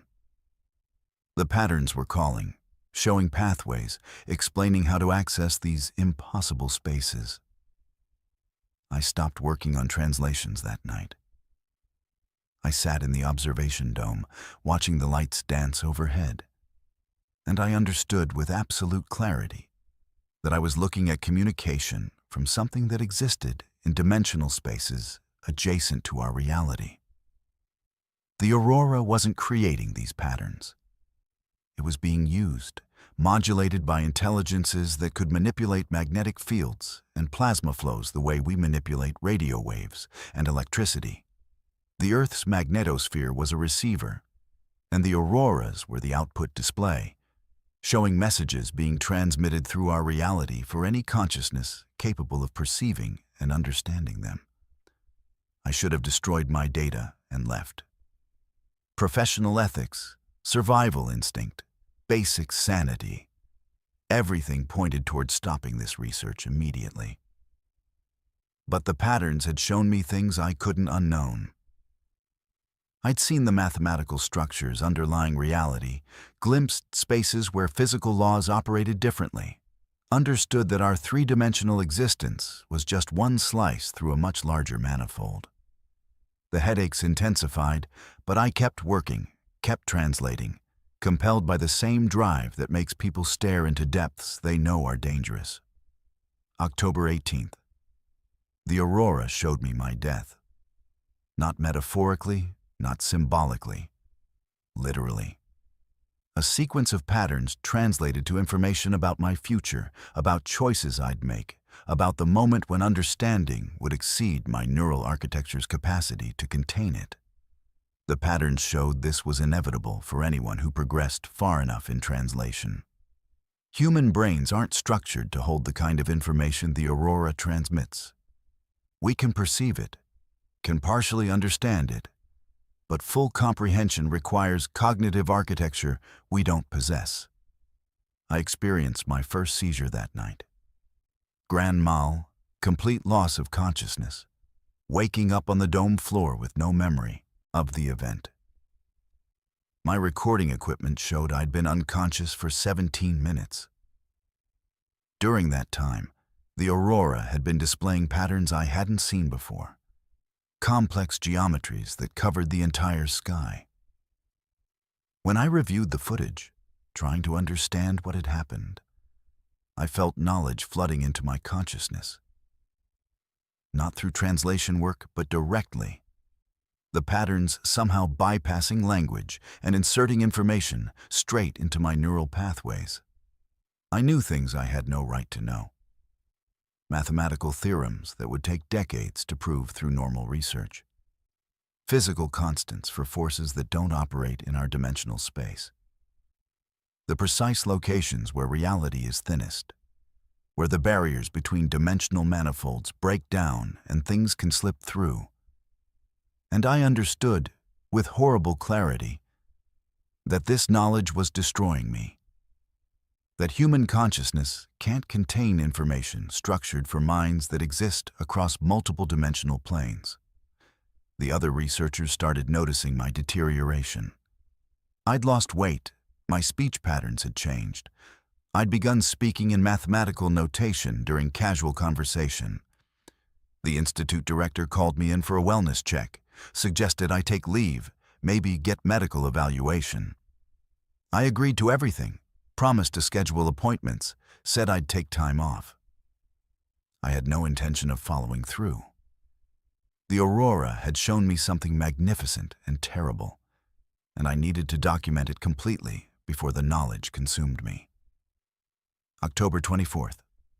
Second seizure, lasting 31 minutes. The aurora during that episode displayed patterns I can still see when I close my eyes. Geometric structures that exist in my visual cortex now, permanently burned into my neural architecture. When I regained consciousness, I'd written 17 pages of equations I had no memory of writing. Proofs for mathematical concepts that don't exist in any published literature. The handwriting deteriorated across the pages, becoming less controlled, more frantic.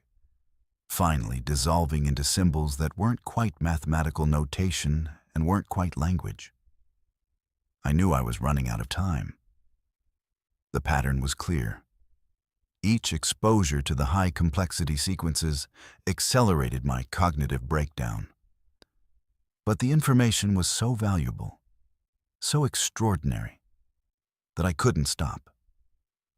I prepared a final recording session, set up automated systems to capture everything, and positioned myself for optimal viewing during the predicted major auroral storm on October 26th. The storm was the strongest of the season, KP index reaching 8, aurora visible as far south as Colorado. Here in the auroral zone, the entire sky was alive with light, moving so fast the human eye could barely track the motion. The patterns were everywhere, complex beyond anything I'd recorded before, showing me the complete structure of the message they'd been transmitting all along. It wasn't a communication meant for humanity. We were incidental observers. The aurora was a beacon, a lighthouse operating across dimensional boundaries, guiding things through the spaces between realities. And it was showing them where to find entry points, weak spots in the dimensional barriers where they could push through into our reality. Earth's magnetic field, the aurora itself, was a map and an invitation for intelligences that existed in geometries our minds couldn't properly comprehend. We'd been studying the northern lights for centuries, thinking they were just pretty displays of natural physics. But we were watching navigation instructions, approach vectors, entry coordinates being broadcast across the entire electromagnetic spectrum for anything capable of receiving the message. They found me 3 days later. University security, concerned when I missed meetings and wasn't responding to communications, drove out to the observation facility and found me unconscious in the dome, surrounded by pages of automatic writing and recordings of the October 26th storm playing on loop across all my monitors. Medical evaluation showed significant neurological damage, lesions in my visual cortex, abnormal activity in areas associated with spatial reasoning and mathematical processing. The official diagnosis was stroke, possibly multiple strokes brought on by stress and overwork. I know what really happened. I looked too long at patterns human neurology wasn't meant to process. I translated information structured for minds that think in dimensions we don't possess. And that information damaged me in ways modern medicine can't detect or treat. I'm writing this from a care facility, still lucid enough to document what I learned, though I know that lucidity is temporary. The patterns are still in my head, still unfolding, still showing me things about reality that consciousness shaped by three-dimensional evolution can't survive understanding. The aurora research continues at the Geophysical Institute. Other scientists study the lights, measure their intensity, model the plasma physics, and remain completely unaware that they're looking at the most dangerous information transmission ever aimed at Earth. Maybe that's better. Maybe human ignorance about what the aurora really represents is the only thing protecting us from trying to understand, from translating those patterns, from letting that knowledge into our minds where it doesn't fit and can't safely exist. But on clear winter nights, when the aurora is particularly active, I sometimes see reports from Alaska of people experiencing unusual symptoms, seizures, personality changes, speaking in languages they never studied, drawing geometric figures they can't explain. And I know they've looked too closely at the patterns. They've begun perceiving the information encoded in those dancing lights. And they're experiencing the same slow unraveling of human consciousness that comes from understanding things we were never meant to comprehend. The aurora will keep broadcasting. The patterns will keep dancing across Arctic skies. And occasionally someone with the right background and wrong curiosity will notice that the randomness isn't quite random, that geometric precision hides within the chaos. They'll start documenting, translating, understanding, and the knowledge will destroy them, just as it destroyed me. Because some information isn't meant for minds evolved in flat three-dimensional space. Some messages are meant for things that think in topologies we can't imagine. And intercepting those messages is the most dangerous research any human consciousness can pursue. Watch the aurora if you must. Photograph it, admire its beauty, appreciate the physics that creates such spectacular displays. But don't look for the patterns within the patterns. Don't try to find meaning in the precise geometries that appear for just a few seconds before dissolving. Don't translate what you find, because translation is acceptance. And acceptance means letting information structured for alien dimensional architectures into a human brain that has no capacity to contain it safely. Some things are beautiful precisely because we don't understand them. The aurora should remain one of those things. These 11 accounts from Alaska's wilderness represent just a fraction of the encounters that happen in the far north, where isolation and extreme conditions reveal things that remain hidden in more populated regions. If you found these stories unsettling, if they made you question what exists in the remote places humans rarely go, then subscribe to Verified Fears. Hit that notification bell, because the darkness holds more secrets than these 11 stories can contain. And the only way to prepare for what lurks in the unknown is to understand that the unknown is larger and stranger than we've ever imagined. Welcome to Verified Fears, where the stories are always verified and the fears are always real.